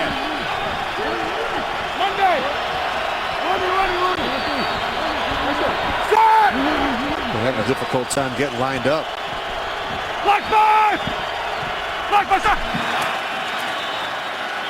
Roethlisberger, play action. He loses the second. It's incomplete. And a marker comes in on Jenkins. Maybe another foul on Mike Jenkins. What a back-breaking penalty this will be. Tarver is hot. The 39-year-old defensive coordinator for the Raiders.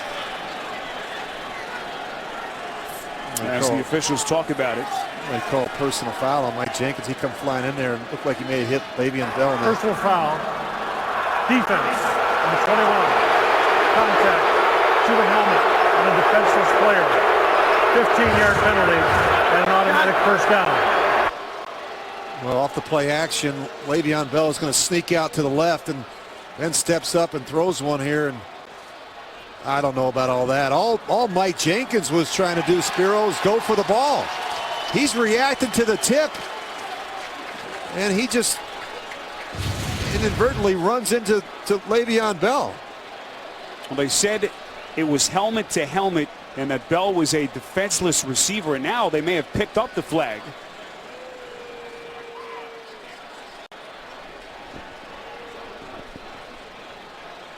So it looks as though they have picked up the flag. Number 76.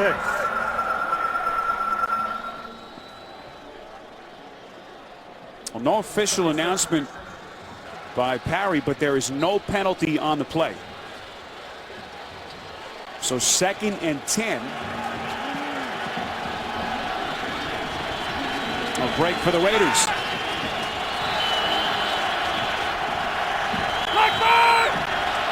Here comes Brown in motion. Fake the end around. Here's Bell. Inside the 20, lowers the shoulder. Taking on Woodson at around the 18-yard line. Been running the screen to the right now a couple times. Le'Veon Bell is so slippery. Does a nice job acting as if he's going to block Jason Hunter, then he slips right out. And think about Le'Veon Bell as a downhill runner, but he's really good in the passing game as well. Natural hands and good patience as a route runner. Well, Mike Tomlin said that they have not really had a running back who could own the screen game since Noelby Moore here, but Bell is certainly that player. 3rd and short. Bell trying to get it, and to get just inside the 16-yard line, and it is a Steelers first down. Well, Le'Veon Bell is an impressive looking back. He's a guy that can lean on you. I think he's one of those throwbacks. You know, he's a type of back that seems to get stronger as the game goes along. And I think with more carries and more touches, you get more production from this guy. Well, this is one of those game momentum changing drives. 13th play coming up. They've chewed up nearly 8 minutes.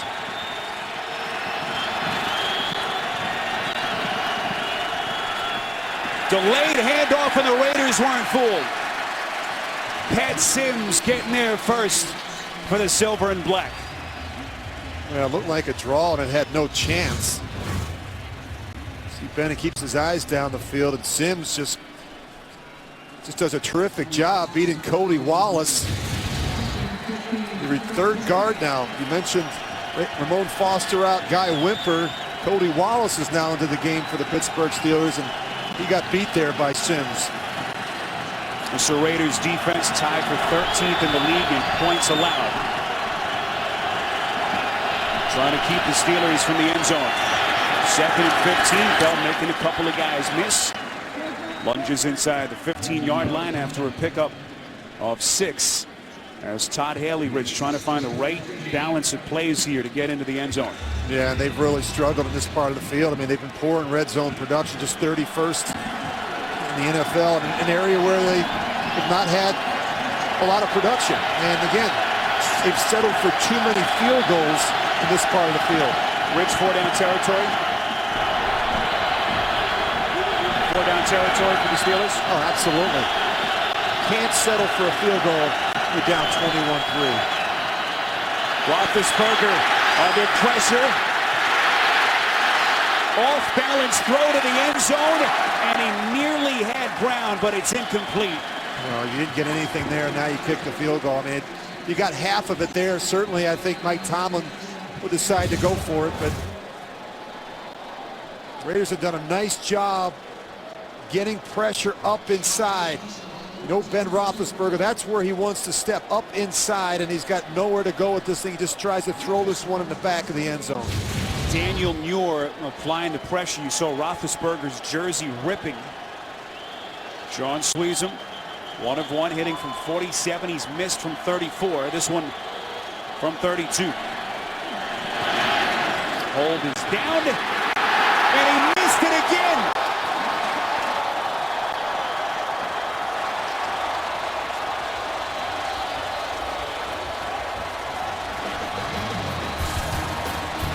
A 16-play drive yielding nothing for the Steelers.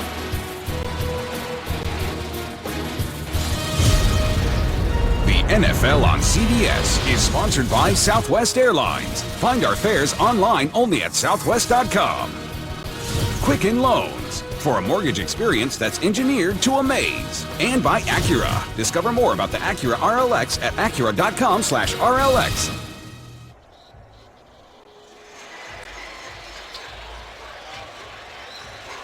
A lot to think about for Sean Sweezum. Has missed from 34, and that last one from 32, Rich. They go 9 minutes and 11 seconds, longest drive of the season, and he misses a gimme. Yeah, it's this part of the field. He misses from 34. Comes back in the second half within a couple yards and just misses again to the right. We saw him at halftime stay out and work on kicks in that part of the field.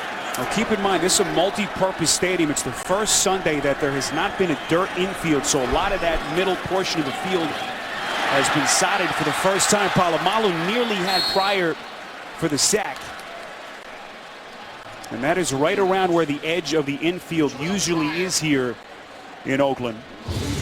Well, we saw him at halftime. I mean, everybody went in except the kicker. And he came out and he worked on kicks from this part of the field, and even from that right hash. Spiro, you and I were down there before the game. The grass in that part of the field looks pretty good. Most of the infield was more towards midfield, particularly outside the numbers. Pryor fakes it. Trying to go read option to the outside. Tripped up at around the 22-yard line. Nothing lonelier than those moments as a kicker after you miss a kick like that. In a game like this with a Steelers team, Rich, at 2-4 with very, very little margin for error. Yeah, particularly after they took the ball and drove the length of the field. I mean, it just, and not to come away with points. We talked about how critical that first possession was going to be for the Pittsburgh Steelers. There's Dennis Allen, the 41-year-old head coach, second year here in Oakland. 21-3 Raiders, 4:29 left in quarter number 3. 3rd and 9. Pryor's going to throw it to the sideline, incomplete. Intended for Denarius Moore. Excellent coverage by the 11th-year vet Ike Taylor. And he's trailing because he has help over the top. So this is a dangerous throw. This is really two-man. Ike Taylor in trail technique, knowing that he's got help from Ryan Clark, the safety over the top. Taylor had his contract restructured this week by the Steelers front office. Making a big defensive play there to get the defense off the field. 3rd punt today for Marquette King, second-year punter out of Fort Valley State. Antonio Brown from his own 31 trying to get to the outside. Cuts it back, takes on a hard hit inside the 40 and around the 38. 45-yard punt and a 6-yard return. You're watching the NFL on CBS. All smiles for Raiders fans here in Oakland. 21-3. Late stages, 3rd quarter. Roethlisberger and company back onto the field. This is 1st and 10. Little screen pass to Brown near side. And Brown forced out of bounds by the linebacker, Nick Roach. Tomorrow, a great night of comedy on CBS, beginning with new episodes of How I Met Your Mother and Two Broke Girls, followed by a special Big Bang Theory and a new mom. It all starts tomorrow, 8/7 Central, only CBS. Rich, how devastating is it for a Pittsburgh team to go 9 minutes plus on that last drive and come away empty? That makes you sick to your stomach. And again, just not firing on all cylinders. And they've a number of times this season, Spear, they've got down in that part of the field and stalled. Minimal gain on 2nd down as we send you to New York in an update with James Brown. Boomer, a lot more game left to play, but well, here's something you don't see very often, and that's going to be an interception by Peyton Manning. That's going to be returned for a touchdown by D'Angelo Hall. Now, Washington has scored 2 touchdowns in the last 9 seconds, making Mike Shanahan's return to Denver a little sweeter. At least early in the 3rd. Back to Spiro and Rich. All right, guys, let's see what the Redskins did last week against Chicago. Roethlisberger's 3rd down pass deflected and incomplete. Nick Roach got a hand on it. Huge play for the Raiders defense. Well, he's been a great addition coming over from the Bears. You just see him right in the middle of your screen to get his left arm up and knock that ball away. He's a guy that doesn't come off the field. He's an all-situational player. You see him in the base, their nickel or dime in the red zone.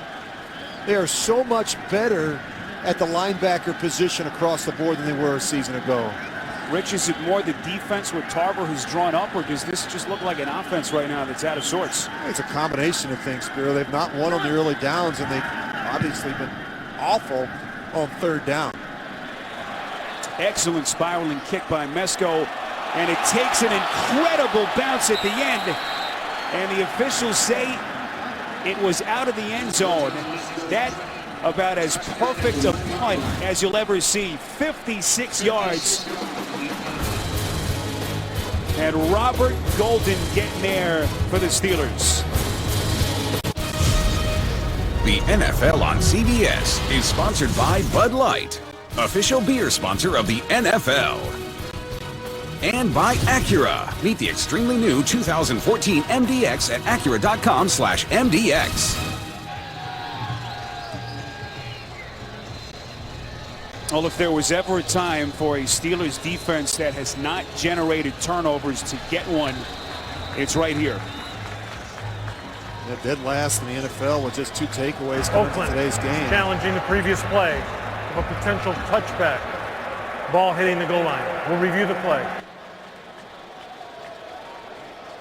So that last punt under review.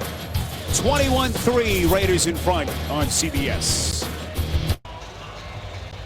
Last punt by Zoltan Mesko under review. Whether or not it was a touchback, the call on the field was it was not. Did the football break the plane? Rich, tough to see. Yeah, really. We looked at it a number of times. I mean, honestly, it's like a blade of grass between the ball and the goal line. I think that's going to be difficult to overturn. Officials need conclusive video evidence. I'm not sure they have it. Boy, that was close, though. I mean, it's just... After reviewing the play, the ruling on the field stands. Oakland is charged with first. Timeout. What a punt by Mesko, putting the perfect English on it. And when your offense is struggling, I mean, this is what you need. A big play in the kicking game or a big play from your defense. Pryor's got to be smart. If I'm Greg Olson, the offensive coordinator, I'm telling him we're up 21-3. Let's make good decisions here. Let's not turn the football over. Let's get a first down. Let's get some breathing room. Well, more bad news for the Steelers. David DeCastro has a right ankle injury. His return is questionable. Already lost Ramon Foster, their starting guard, earlier in the half with a concussion. 1st and 10. Pryor just trying to lunge forward for some positive yards. Picks up a yard as we see what the Raiders offense has done. Well, Terrell Pryor got the party started with this big run, a 93-yard run. The passing game not so good, just 50%, completing just 50%. No touchdowns and 2 interceptions. But the good thing about Terrell Pryor, he's got a short memory. And he'll just continue to go out there and take shots. He's a guy with a lot of confidence at the quarterback position. You see Pryor, I told you earlier, 3rd in the NFL among quarterbacks in rushing entering the day. Pryor in motion, 2nd and 9. McFadden, a couple of rushing touchdowns in the first half. And in this sequence, Oakland just trying to give their punter some room to work with here. It'll be 3rd and 8. Rich, I don't think you want to take too many chances here with Pryor, your quarterback. Well, that gentleman right there, Greg Olson, when we talked to him on Friday, he said, I've got to be smart with the young quarterback. Sometimes I've got to take the decision-making and the ball out of his hands. And this may be one of those situations where maybe you run it again now and try and punt. You just don't want a turnover here. Look for Pryor to maybe run the ball here. Pryor's thrown 2 interceptions, one of which was a deflection and fault to the receiver. Pryor over the middle, first down. Denarius Moore still going across the 20. Cameron Hayward coming back for the tackle, 18 yards and an enormous first down. Well, a high percentage throw. They love this slant route. We saw one earlier in the first half with Denarius Moore on the right side, that one on the left side. This guy has some speed as well. Raiders have some receivers that can get up and go, and Moore is one of them. Only the 2nd catch for Denarius Moore. But a big one there to make it 1st and 10. Under a minute to play, 3rd quarter. Looked like maybe a mistake on that play. Broken play. Pryor going backwards. Update as we send you to New York. Cincy's Marvin Jones had 4 career touchdowns coming into today's game. This reception from Andy Dalton is his 4th in the game. That a franchise record. Cincy spanking the Jets 42-9. Well, you need to be alert every Sunday in the NFL. Back to Spiro and Rich. All right, JB, thanks. And Rich, that puts the pressure right on the Steelers team, desperately trying to stay within striking distance in that AFC North. Darren McFadden wrapped up behind the original line of scrimmage. As we reach the end of the third quarter, 21-3, your score. Will return to Oakland after this message and a word from your local station. You're watching the NFL on CBS. The Steelers have had their chances, but an offense that has yet to find the end zone. As you see Ben Roethlisberger on the sideline, start of the fourth quarter, and the Raiders in front 21-3.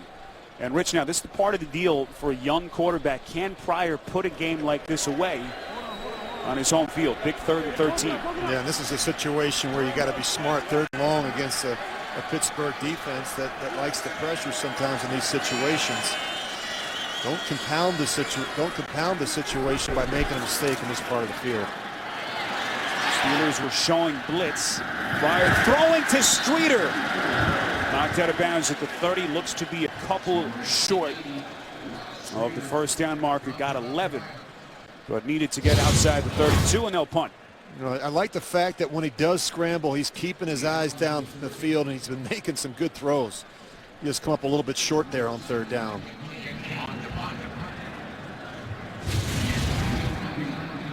So Marquette King back onto the field. He'll kick from around his own 20. 4th punt this afternoon for King. Antonio Brown standing back deep at his own 25. Brown signals fair catch. Penalty marker thrown back around the line of scrimmage. It's a 44-yard punt. As it stands now, our referee today is John Parry.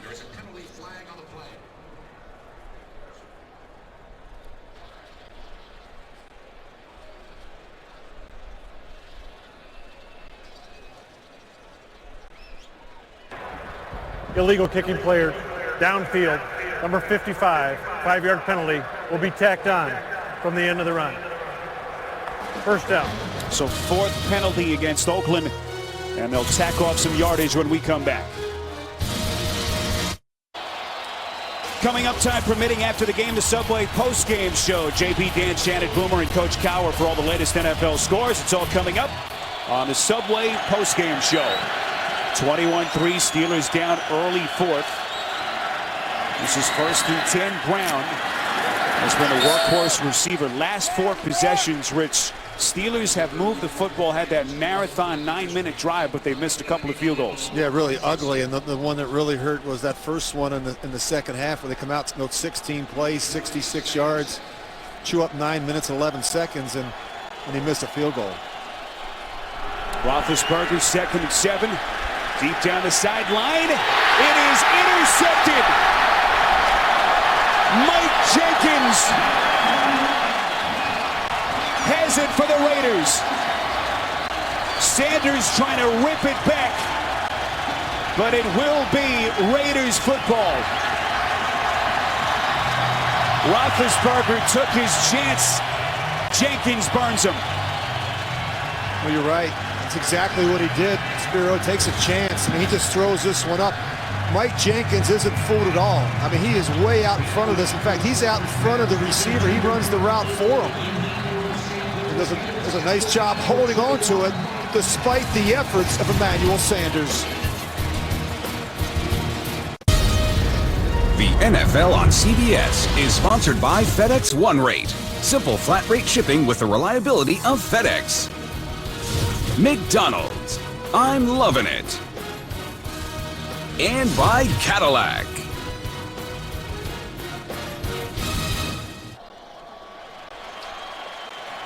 Sixth pick that Roethlisberger has thrown on the season, and the first one in 108 attempts. Mike Jenkins doing it for the Oakland defense. And Rich, now Pryor steps again to the forefront, trying to put this one away after the interception by Roethlisberger. You know, I think with the way your defense is playing as well as the Raiders are playing defensively, and the fact that Roethlisberger and the Pittsburgh Steelers offense has struggled, I think you lean on the running game. I think you start pounding the football with these backs and with the quarterback, who's been outstanding running the ball, already over 100 yards rushing today.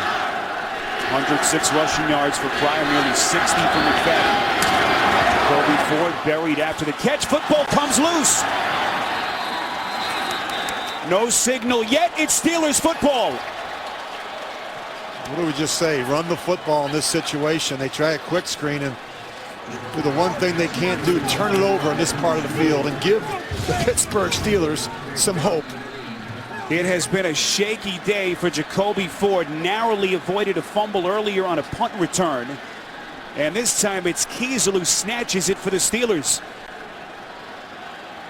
Well, when you catch that ball, you've got to be able to protect it. You've got linebackers who start flying out, trying to make a play. Great effort there by Brett Kiesel. Lawrence Timmons, playing with a broken left hand, was right in the thick of that play for the Steelers. And now we are told the play is under review. As every play, of course, subject to automatic review. John Parry has spent a lot of time under the hood today here in Oakland. I think they're going to look to see whether or not his knee was down, but when you catch you're a smaller receiver like Jacoby Ford is only 5'9", 190 pounds. When you catch this ball and you start working inside, that's where the big guys are. You've got to have two hands on it.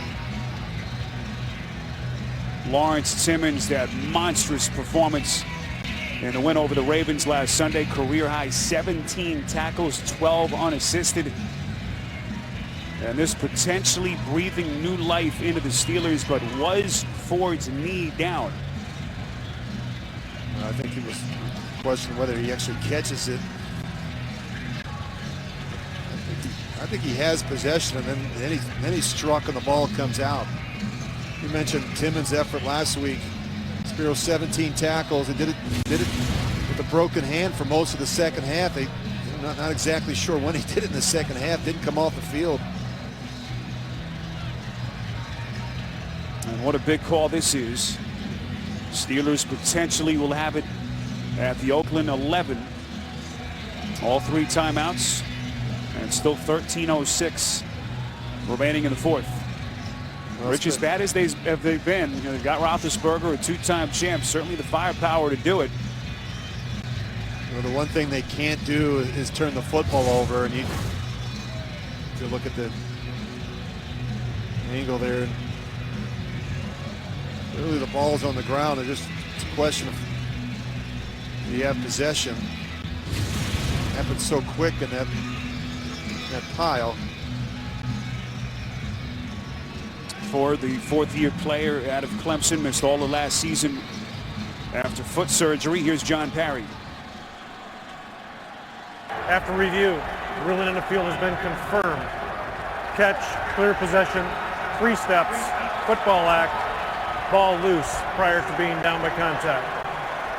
First down. So the third turnover committed by the Raiders today, and they leave the door open for the Steelers. Well, you look what Pittsburgh has done in this part of the field so far today. I don't know that you can trust your field goal kicker. I'm Ben Roethlisberger. I want 4 shots at it from the 10-yard line. Roethlisberger from the gun. Le'Veon Bell at the top of your screen on 1st and 10. End zone. It's caught. Miller has it. Touchdown. Second straight week for a score for the Pittsburgh tight end. 11 yards and the Steelers back in it. And this is where he is so good. Just in that flex position, he's just going to work right around the linebacker.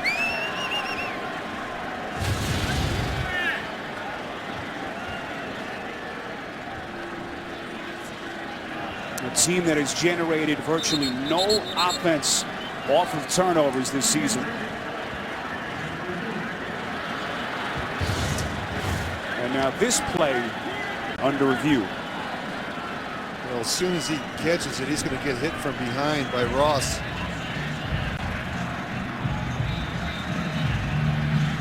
Have to maintain possession through contacts with the ground. It's tough to tell from that angle. This is probably the best angle right here.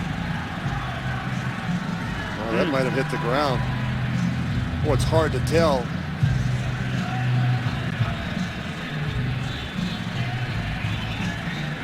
Can't remember a game with so many close plays and reviews.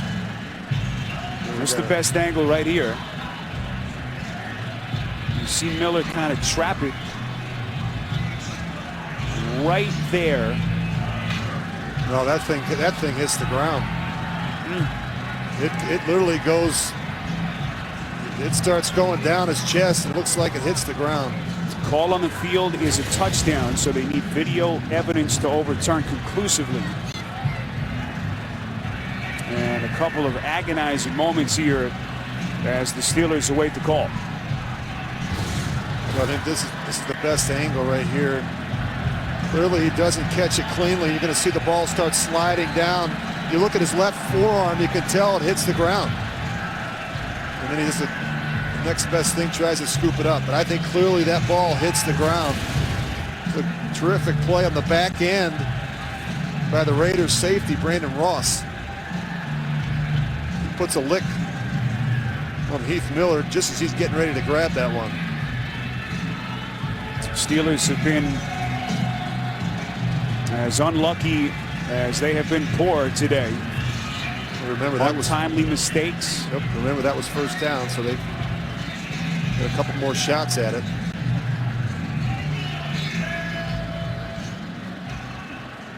Once again, John Parry. After reviewing the play, it's an incomplete pass. The receiver did not have clear control of the football prior to the ball hitting the ground. Incomplete pass. 2nd and 10, right hash, 11-yard line. It slides down. The best indicator was that left arm, that left forearm. That's where he was squeezing it originally, and then all of a sudden it just disappeared. Rich, a field goal do anything for you here? You're going end zone? No, I'm not even thinking field goal in this situation. They have really struggled all day offensively. This is getting to be of critical nature now with 13 minutes to go in the 4th quarter. Roethlisberger, little shuffle pass. Oakland able to snuff it out. Lamar Houston a sack earlier and getting Bell for a pickup of only 2. Well, the Raiders remember that shuffle pass. They saw it last week. Go in the opposite direction with Heath Miller. Pittsburgh offense ranking 28th in the league with under 18 points per game. 3rd and 8.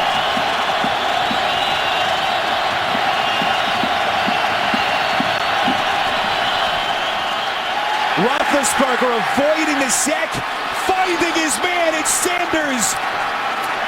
Masterful play by Roethlisberger.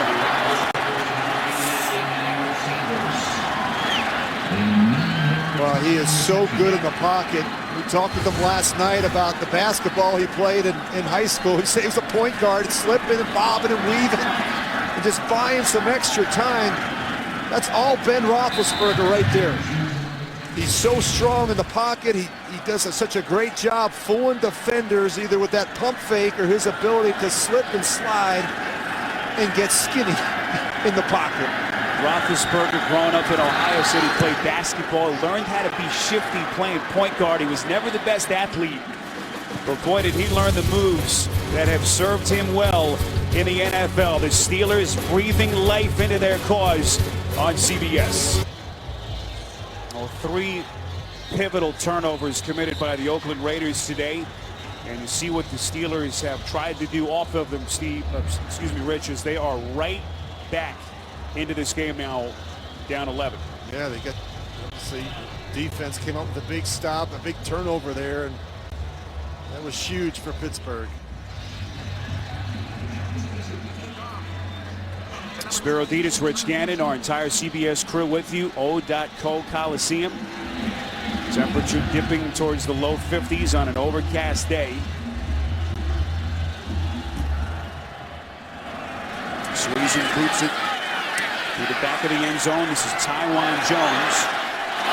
Now past the 10. Excellent coverage by the Steelers after a 21-yard return by Jones. Next Sunday, the NFL on CBS serves up a doubleheader. First, most of you will see Alex Smith and the Chiefs take on Fred Jackson and the Bills, or Phillip Rivers and the Chargers against RG3 and the Redskins. Then it's these Steelers against Tom Brady and the New England Patriots. Check your local listings, beginning with JB, Dan Shannon, Coach, and Boomer on the NFL Today. Rich, same deal as a couple of minutes ago. If you're Pryor, can't take any chances here. There's still so much time left. Notice from 10, Pryor going play action, throwing on the run. What a catch, Denarius Moore. And now they say incomplete. Well, that's one that Pryor liked to have back. I mean, he just sails on him. But it's been a frustrating day for some young receivers. You know, Bryce Butler, a rookie, starts off with a drop early in the game, comes right back on a ball he should catch. It gets intercepted by Cortez Allen. And then Jacoby Ford, he puts one on the ground. And the Pittsburgh Steelers are right back in this. You see the drops today by the Oakland receivers. What does Greg Olsen have drawn up here? Reese in motion, 2nd and 10. Draw play to McFadden. Brought down inside the 20. Let's send you back to New York and James Brown. Boomer, we know Denver can score quickly. Down 21-7. They've scored 14 straight points. 4th and goal. 1-yard touchdown pass. I know Rich Gannon loves that. Peyton Manning to Joel Dreesen. Game is now tied 21-21. And a lot more time remaining. Back to Spiro and Rich. Well, Boomer, you know I never got a chance to throw it down inside the 5-yard line. Peyton Manning's probably got more touchdowns than any quarterback inside the 5-yard line. Broncos can get you in a hurry. 3rd and 6. Steelers defense trying to get off the field. Pryor from the gun. Pocket collapses and they get to him. The ever-elusive Terrell Pryor wrapped up by Kiesel, the 12th-year veteran. And Oakland will punt. Really nice job, first of all, setting the edge and now forcing Terrell Pryor to come up inside and collapsing the pocket. You talk about 4 dots, 4 players around Pryor anytime he pulls the ball down and run. Really nice job there by that front 7. 2nd sack for Kiesel on the season and a 1st for the Steelers defense today. Marquette King. Good kick fielded by Brown, backpedaling. Signals fair catch, 44-yard punt. And now Roethlisberger and the Steelers with some momentum. The NFL on CBS is sponsored by Subway Restaurants. Try the Tuscan Chicken Melt $6 footlong special today. And by Mercedes-Benz and the all-new CLA.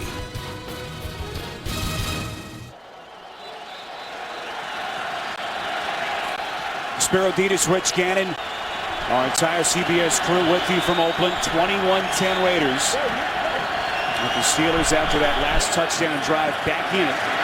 Looking for more. Le'Veon Bell tripped up after the catch by the future Hall of Famer Charles Woodson. Fantasy football fans, check out CBSSports.com. Player Challenge. It's a new 4-week game with a cash prize in every league. See rules and sign up at CBSSports.com/challenge. We'll try to change some things up here. Go no huddle. Something that Ben Roethlisberger has always liked. Roethlisberger pump faking, set. 4th time the Raiders have gotten to him. Vance Walker. Well, they're bringing pressure, and Ben's deciding to hold the football. Sometimes it pays off, other times it doesn't. They're one short there, and Vance Walker's able to come off and make the play. Rich, 4-down territory. I don't think so, not yet, not with 9:40 to go. Particularly when you look at where they're at in the field and how far they're backed up on 3rd down.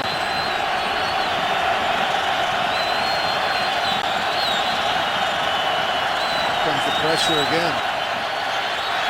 3rd and 15. Roethlisberger has Brown, but he lost it. Yeah, he didn't hold on to it. He lost it right at the end. What a terrific throw by Ben Roethlisberger, though. They bring the pressure off the edge, and you can see Antonio Brown. He's got to be able to squeeze this and hold on to it. What a play and a recovery by Ross. That's twice now. We saw him knock the one out on Heath Miller down on the goal line. And that would have been a 25-yard pass play and first down for the Steelers. Mesco to boot it away from about his own 25. Shaky day for Jacoby Ford. Signals fair catch. This is a Raiders bounce. 65-yard punt. But the Raiders will have it from the 20. We send you back to New York on a busy week 8 for an update. Boomer, as I said before, Denver can score in bunches. 21 unanswered points by the Broncos. This is Noshawn Moreno. He's going to take it in for a 35-yard screen pass to a touchdown. Denver takes the lead 28-21 over Washington. Spiro and Rich. How quickly that game has turned here. 21-10, Raiders in front. Just when you thought the Raiders had put the Steelers away, a couple of mistakes, critical turnovers. And now 24-year-old Terrell Pryor back onto the field. 1st and 10. His pass over the middle. Streeter nearly a one-handed stab at it as Pryor threw it behind him.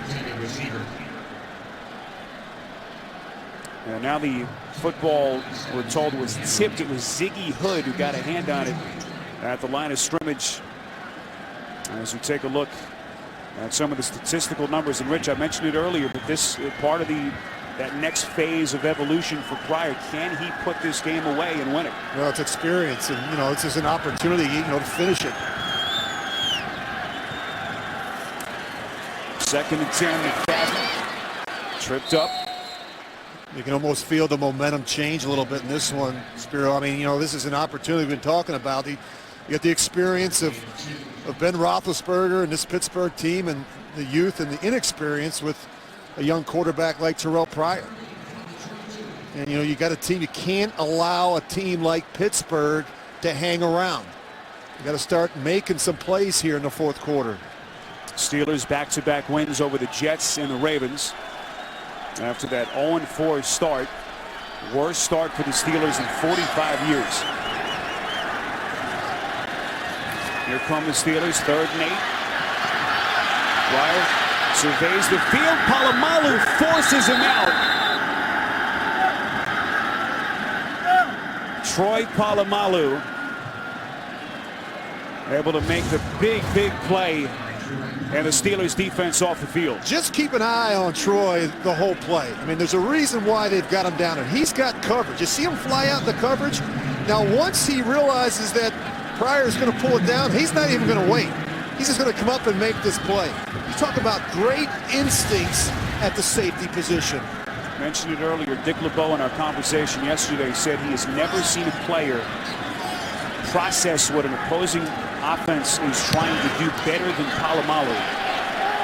Says I basically just try to stay out of his way. Antonio Brown tiptoeing past the 30, off the sideline. Brown inside Raiders territory and brought down by the punter Marquette King inside the 30 after a 45-yard run back.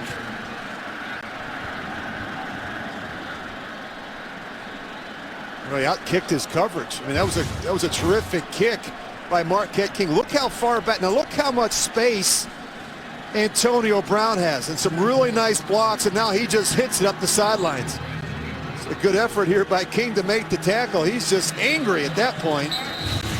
It was a 58-yard punt, and King had to make the tackle. 1st and 10. Another chance for the Steelers. Roethlisberger, that pump fake, spinning away from trouble, finding Sanders at the 25. So good yardage on 1st down. For those of you expecting to see 60 minutes, you're watching the NFL on CBS. And the Steelers and the Raiders, Spiro Dedes alongside Rich Gannon, are scored 21-10, Oakland in front. 60 minutes will be seen in its entirety following the game, except on the West Coast.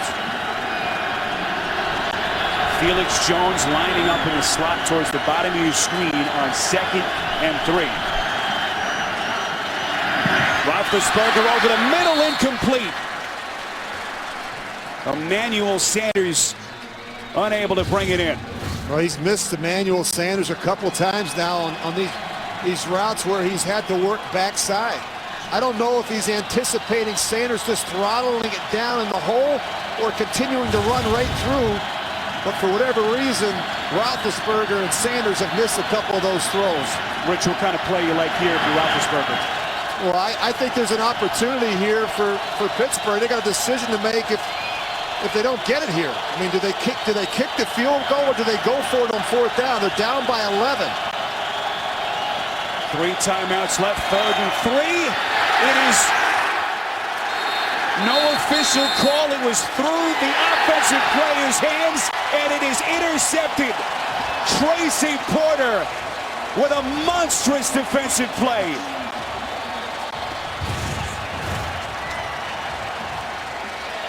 Well, they run the slant. It comes right back. And that ball, I don't think, ever touches the ground. Talk about unexpected good fortune, just being in the right place at the right time. It was Antonio Brown, the intended receiver, who had it initially. Boy, did that football hit the turf. I don't know that it did. I think he gets both hands under it. Call on the field is an interception for the Raiders. And Tracy Porter, a 6th-year cornerback, reunited here in Oakland under his old coordinator in New Orleans, Dennis Allen. Well, they are so much better at the corner position. It starts with Mike Jenkins, and then and I think it's so hard to tell whether it touches the ground. The critical thing here is that the call on the field was interception, so they have to be positive with the video to overturn it. And again, I'm just not sure there's enough. I don't think it touches the ground. I mean, I think he's getting possession of it, and he's starting to pull it back up. You see the ball start moving back upwards as he gets that right hand underneath it. You don't really see the turf move at all. Well, you often hear that phrase, by a fingertip. This time we've had a couple of them today. Literally. Unbelievable. A really nice tackle there by Mike Jenkins. Rich, you hit on it earlier. This arguably was the worst secondary in the NFL last season. And what a difference a year makes. This revamped defense, 10 new starters from a year ago. Well, the secondary gives them a chance, I think, to do some of the things they want to do up front with their pass rush and some of their pressure packages. But clearly, Tracy Porter, Mike Jenkins, 2 veteran players. It allows them to play a lot more man-to-man coverage and bring more pressures with guys like Woodson. If it stands, it'll be Porter's first interception as a Raider. It's probably the best angle that we have. Yeah, I think the call stands. I mean, I think he just does a terrific job keeping his eye on the ball the whole time and scooping that one up.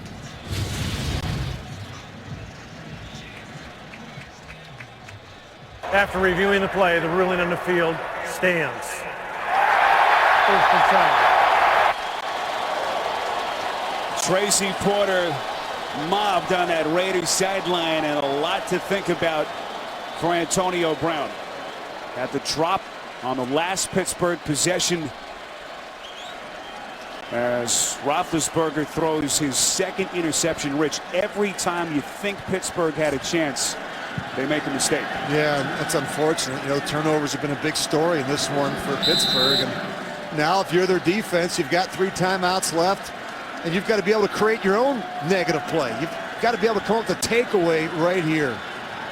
Well, that time more about what the defense did. And an incredible play by Jenkins to draw it loose. 1st and 10. So the Raiders, Rich, staying conservative here, and the Steelers have really dug in defensively as the clock continues to run. 6 and change remaining. Coming up, time permitting, We'll send you to the Subway postgame show. JB, Dan, Shannon, Boomer, and Coach Cower in New York. All the latest scores and highlights on the Subway postgame show. This would be a place to take a shot, Spiro. You know, you got 2nd and 10, and you know, Pittsburgh's not going to allow you to run the football. You're going to get one-on-one coverage outside. This may be a chance for Pryor, who throws the deep ball well, to take a shot down the field. Terrell Pryor on the 8th start of his brief career, trying to put this game on ice. 2nd and 10. McFadden bounces to the outside. With the pursuit relentless by the Steelers defense, McFadden getting 5, and it'll be 3rd down coming up. Oh, they have so many defenders down around the line of scrimmage. Look at Troy Polamalu down there, and this is just a good individual effort by Darren McFadden. And you've got to be able to keep 2 hands on the ball now when you get in the open field. You've got a lot of these linebackers, guys like Timmons, coming in there trying to knock it out. Timmons playing with a cast, that broken left hand. You see McFadden's numbers. A couple of touchdown runs. What did the Raiders diagram up here on 3rd and 5? It's a draw play, needed to get outside the 30. A very conservative call there. And the boos come out from this Oakland Raider home crowd. Well, it's a 2-score game here. Dennis Allen feeling comfortable enough with his defense. Well, he will not elect to gamble. There's teams that feel pressure, and there's teams that apply pressure. And right now, the Raiders aren't applying pressure offensively. They're doing a good job defensively, but they're very conservative in their approach here late in the game on offense. I told you earlier, the Raiders have not won coming out of a bye week in 10 years. Trying to do it today after an off week last Sunday. 2-4 on the season. Excellent punt by King. This is Brown from the 20. Across the field, going backwards. 53-yard punt, and you can't overstate what Marquette King has done on these last couple of punts. This week, don't miss the show that's in a league by itself with guys who take on all 32 teams and each other every week. James Brown, Phil Simms, Chris Collinsworth, with the artistry of NFL films and the chemistry of the boys inside the NFL. The show the pros watch Wednesday at 9, only on Showtime. Well, Big Ben's got to get these guys in and out of the huddle now with 4:22. They've got to pick up the pace and tempo and go no huddle. Steelers with all 3 timeouts left, 4:22 to play, down 11. Right in front of the black hole here in Oakland.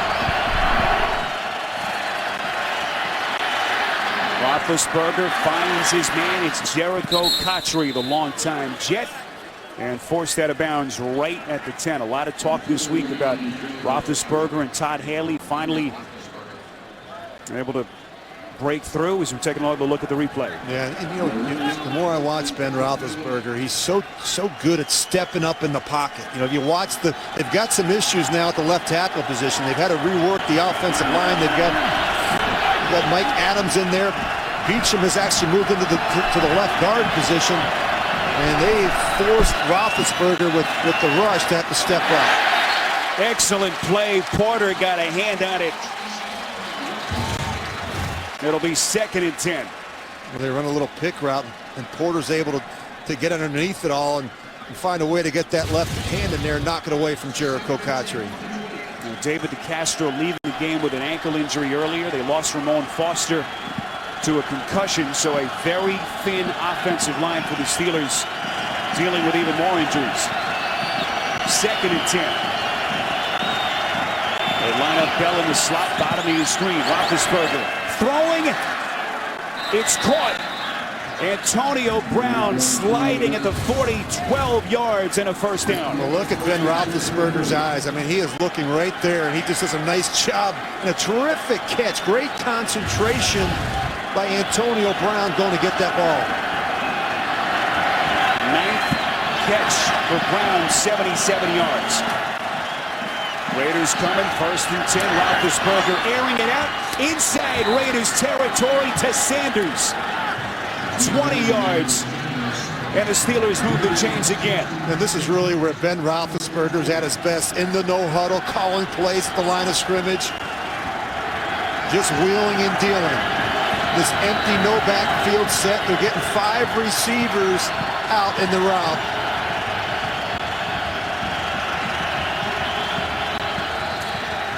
First and 10, Roethlisberger under pressure and nearly intercepted. That one hit Jason Hunter right in his chest. Well, this is clearly 4-down territory, and just Ben is, again, he's the master of sliding and not taking the sack. The thing he does a good job of is when he gets in trouble, he makes sure he cups that ball. He pulls it in nice and tight. Put those numbers in the second half, 13 to 22. You see the concern on the face of Dennis Allen, the Raiders head coach. A win by the Steelers last Sunday against the Ravens, the 28th comeback drive by Roethlisberger in the fourth quarter in his 10-year career. Does he have any more magic left? Still 2 scores back. Second and 10, and what a catch that time by Brown. Over the middle, 9 yards and close to another first down. Well, Brown and Sanders now are starting to win some of the one-on-one battles against this Raiders secondary. Steelers going to hurry up on 3rd and short. Bell stood up at the line of scrimmage. Needed to get to the 30, and he did. First down, Steelers. You see the clock continues to run. 3 timeouts left. Rich not taking one yet. I'll get the 2-minute warning here in a moment. Well, we got all 3 timeouts left.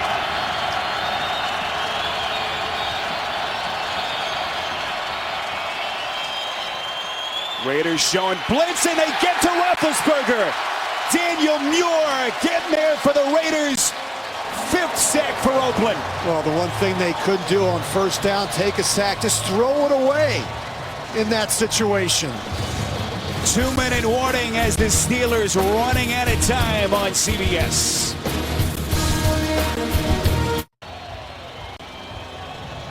You see Mike Tomlin, nervous moments.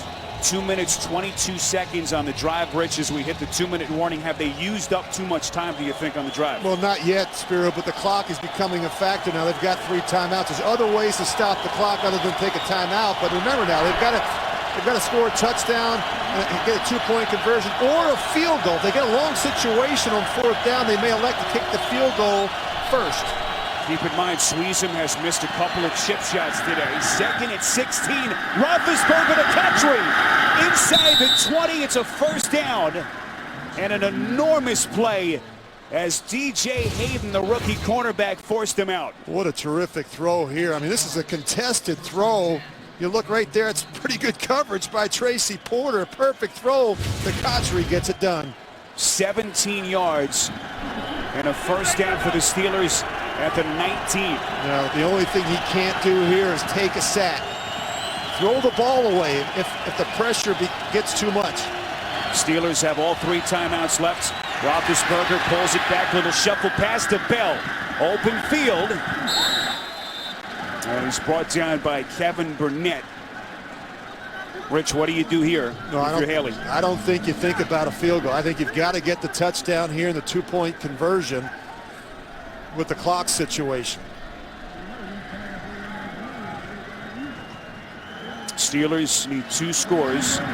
Obviously, a 2-point conversion will have to come into play. There's Sweezum, if you've just joined us, missing a couple of easy chip shots. 1 from 34, 1 from 32. What's going through his mind?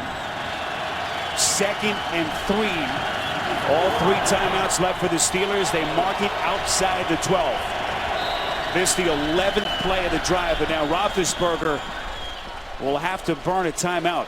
Well, he just wasted one there. I mean, clearly some confusion between Roethlisberger and the sidelines.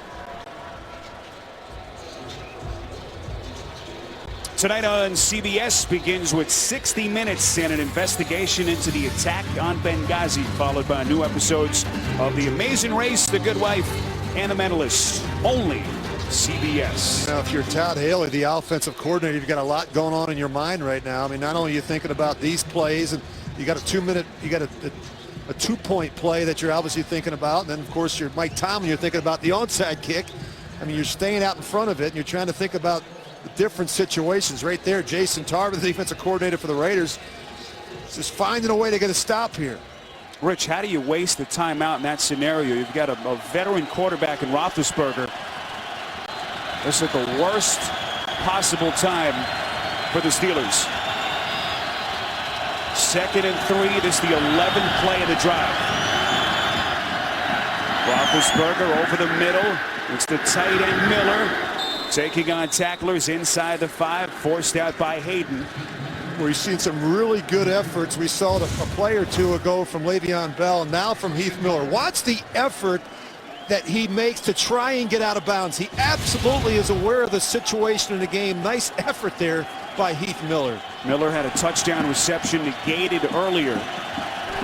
This is 1st and goal, but the Steelers running out of time. 1:36 remaining. Roethlisberger. Raiders coming. Can he get it away? It's flung out and intercepted. Late penalty marker comes in the end zone. Brandon Ross has it. It was Kevin Burnett bringing the heat for the Raiders. Well, that was an awful decision by Ben Roethlisberger, but he may have caught a break. We may have defensive holding here by the Raiders. John Parry, Pryor to the pass. Holding. Defense. Number 29. Half the distance to the goal and an automatic 1st down. Well, Brandon Ross, who's actually had a really nice game for the Raiders, he's going to be called with the hold. But Spiro, Ben Roethlisberger historically has had a very difficult time giving up on a play. Sometimes he's got a tough time throwing it away and living for another down. There was absolutely no reason for him to make that throw in that situation. I mean, clearly they don't block the end man on the line of scrimmage. Kevin Burnett comes off. He's got the ball in his left hand. Right there, you're going to see Ross. He grabs Cotchery right as that one's coming out of Ben Roethlisberger's hands. Steelers have had 9 lives today. Every time you think they're dead. With just $1:27 left, this is 1st and goal. Roethlisberger on the give. Bell. And the Steelers still not going away. You don't have time to celebrate. You've got to get right back at it now. You've got a 2-point conversion here that's absolutely critical. Nice job by Ben Roethlisberger recognizing that the Raiders were playing pass and just slipping Le'Veon Bell up the middle. So 2-point conversion attempt. You have to get it here to give yourself a chance. There's Dennis Allen. Steelers down to 2 timeouts left with 1:24. Well, a lot of things have to happen. They've got to get the 2-point conversion, and of course they've got to get the onside kick to get the ball back. 12-play scoring drive, but can they punch it in here for 2? End around play. Sanders changes his mind, fakes the pass, and he is in. Miraculous play by Sanders, and the Steelers somehow still alive. Well, this was a pass. I think this was a designed pass, a little trickery on the 2-point play. You're going to see him come in motion. They toss it around. Now, Ben's going to get out in front of it because he knows he's got to block and seal the edge for Sanders to make this throw. It's not there, and he just makes a terrific play by running it in for the 2-point conversion. Emmanuel Sanders, the 4th-year man out of SMU, bounced back nicely from knee injuries last season. And this is a 3-point football game. Oakland led 21-3 at halftime if you've just joined us. Steelers looking for a 3rd straight win. Desperately trying to keep pace in the AFC North. That's Danny Smith right here, the gentleman in the middle with the gray hair. He is the special teams coordinator for the Pittsburgh Steelers. And that gentleman right there, Bobby April. So he's got his hands team out there, and he's just going to make sure he's got the 11 best guys that can handle the ball. You'll have some receivers and some running backs, a tight end out there that can handle the ball. And of course, as you look at Danny Smith, the special teams coordinator of the Steelers, he's got something up his sleeve as well. Swisham's got to get some air on this, kick it. Typically, you like to see the ball bounce a couple times and then jump up in the air and allow one of these players on this side of the ball to run down and make a big play. Now, you're not sure if it's going to come on this side or this side. You've got to watch the kicker. It looks like it's going to go to the right.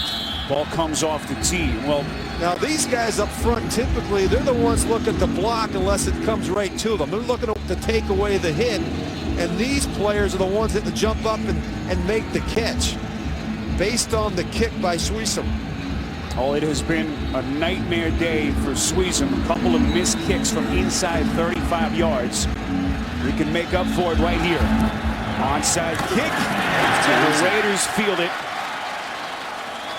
Not the bounce Sweezum was looking for.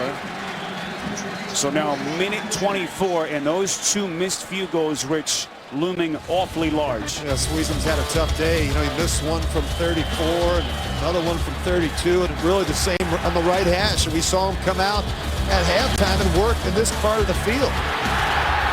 And then that onside kick, I mean, it just didn't do what he wanted. It's like hitting the golf ball, a little lob wedge. You want to make it bounce and jump up in the air.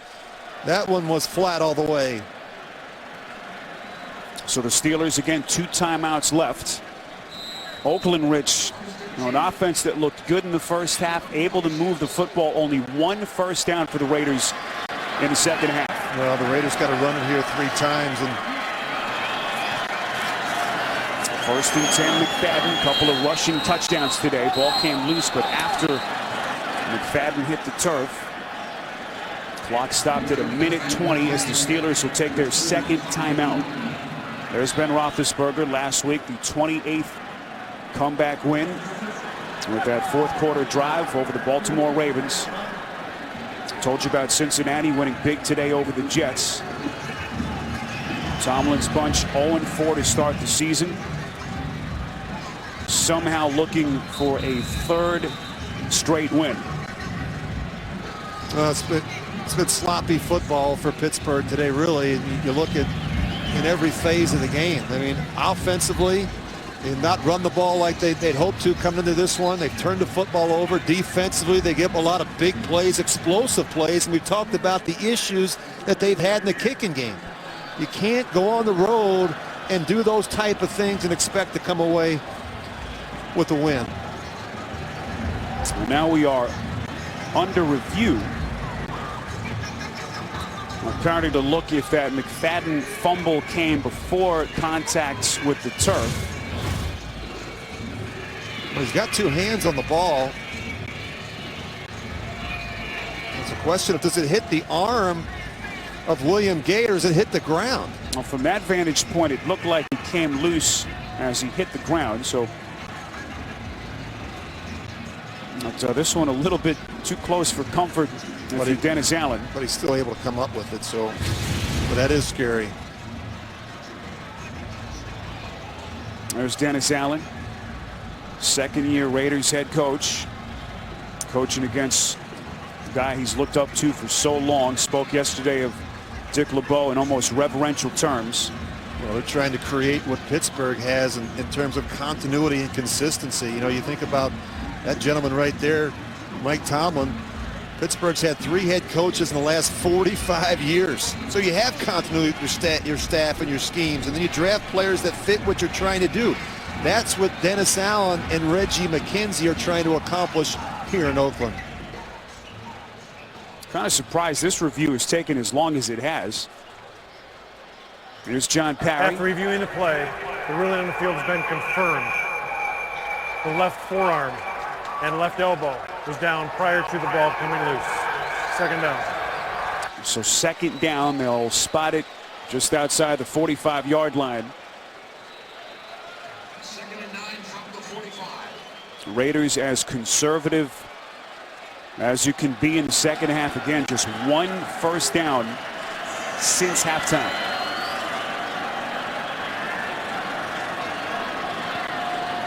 That's Rivera in motion. 2nd and 9. McFadden. Boy, Polamalu almost took the handoff. He's amazing. He's got a hair full of turf as the Steelers will take their final timeout. Bengals a winner today, big over the Jets. As Rich, they start to distance themselves at the top of the AFC North. And they've had some dramatic wins the last couple of weeks. Chance to see them last week in Detroit, win on the last second field goal. Week before they win in overtime in Buffalo. Steelers have not gotten consecutive seasons without the playoffs in 13 years. They lose today. They're in trouble with still a long way left to go, of course. So 21-18 Raiders, a minute 16 to play. And the Steelers now out of timeouts. Darren McFadden lining up. I formation set. On 3rd and 10. McFadden lunging forward inside the 45-yard line. Cameron Hayward on the tackle, and now the Raiders can run some clock. They may get the ball back with around 30 seconds. Raiders will run this thing all the way down. They've got 28 seconds left on the play clock. Ben Roethlisberger talking some strategy with Todd Haley, the offensive coordinator.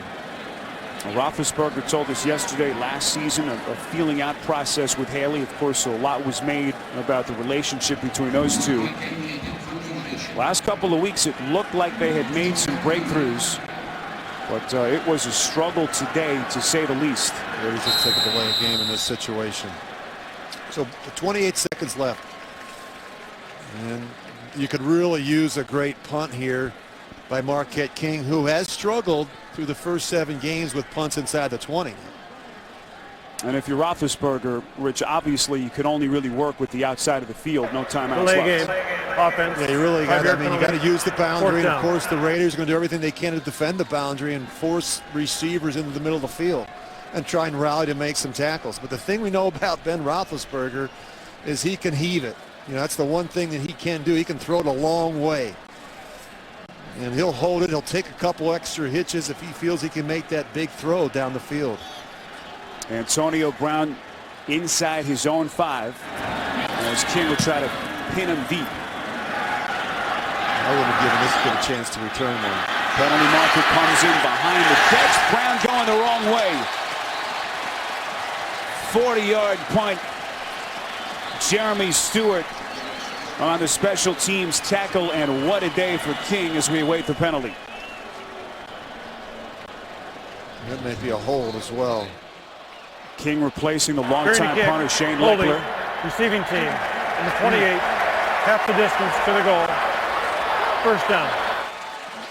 This is about as tough a predicament as a quarterback can be faced with, Rich, inside the 5 with no timeouts. Not a lot of plays, but you know, you always got to defend for that hook and lateral play. You know, where they throw the ball to the outside receiver, you have a back or another receiver that comes back around. So if you're the Raiders secondary, they are going to be very deep. And look how deep they are. Charles Woodson's going to be almost 35, 40 yards from the line of scrimmage. I mean, they're off the camera. Go ahead and pan out. Look how deep they are in the secondary. They've got to be able to keep everything in front of them.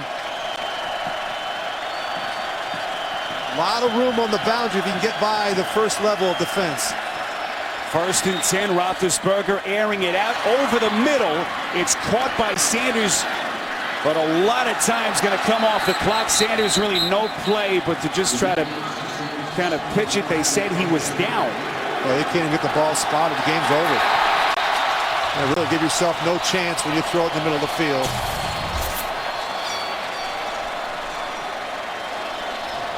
Waiting for the final signal, and it is over.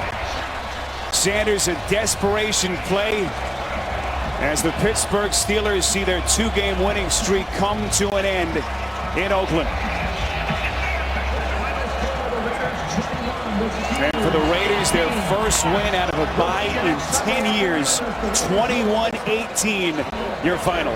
Tonight on CBS begins with 60 Minutes, followed by new episodes of The Amazing Race, The Good Wife, and The Mentalists. Now for Rich Gannon, Spiro Ditas saying so long from Oakland. You've been watching the NFL on CBS.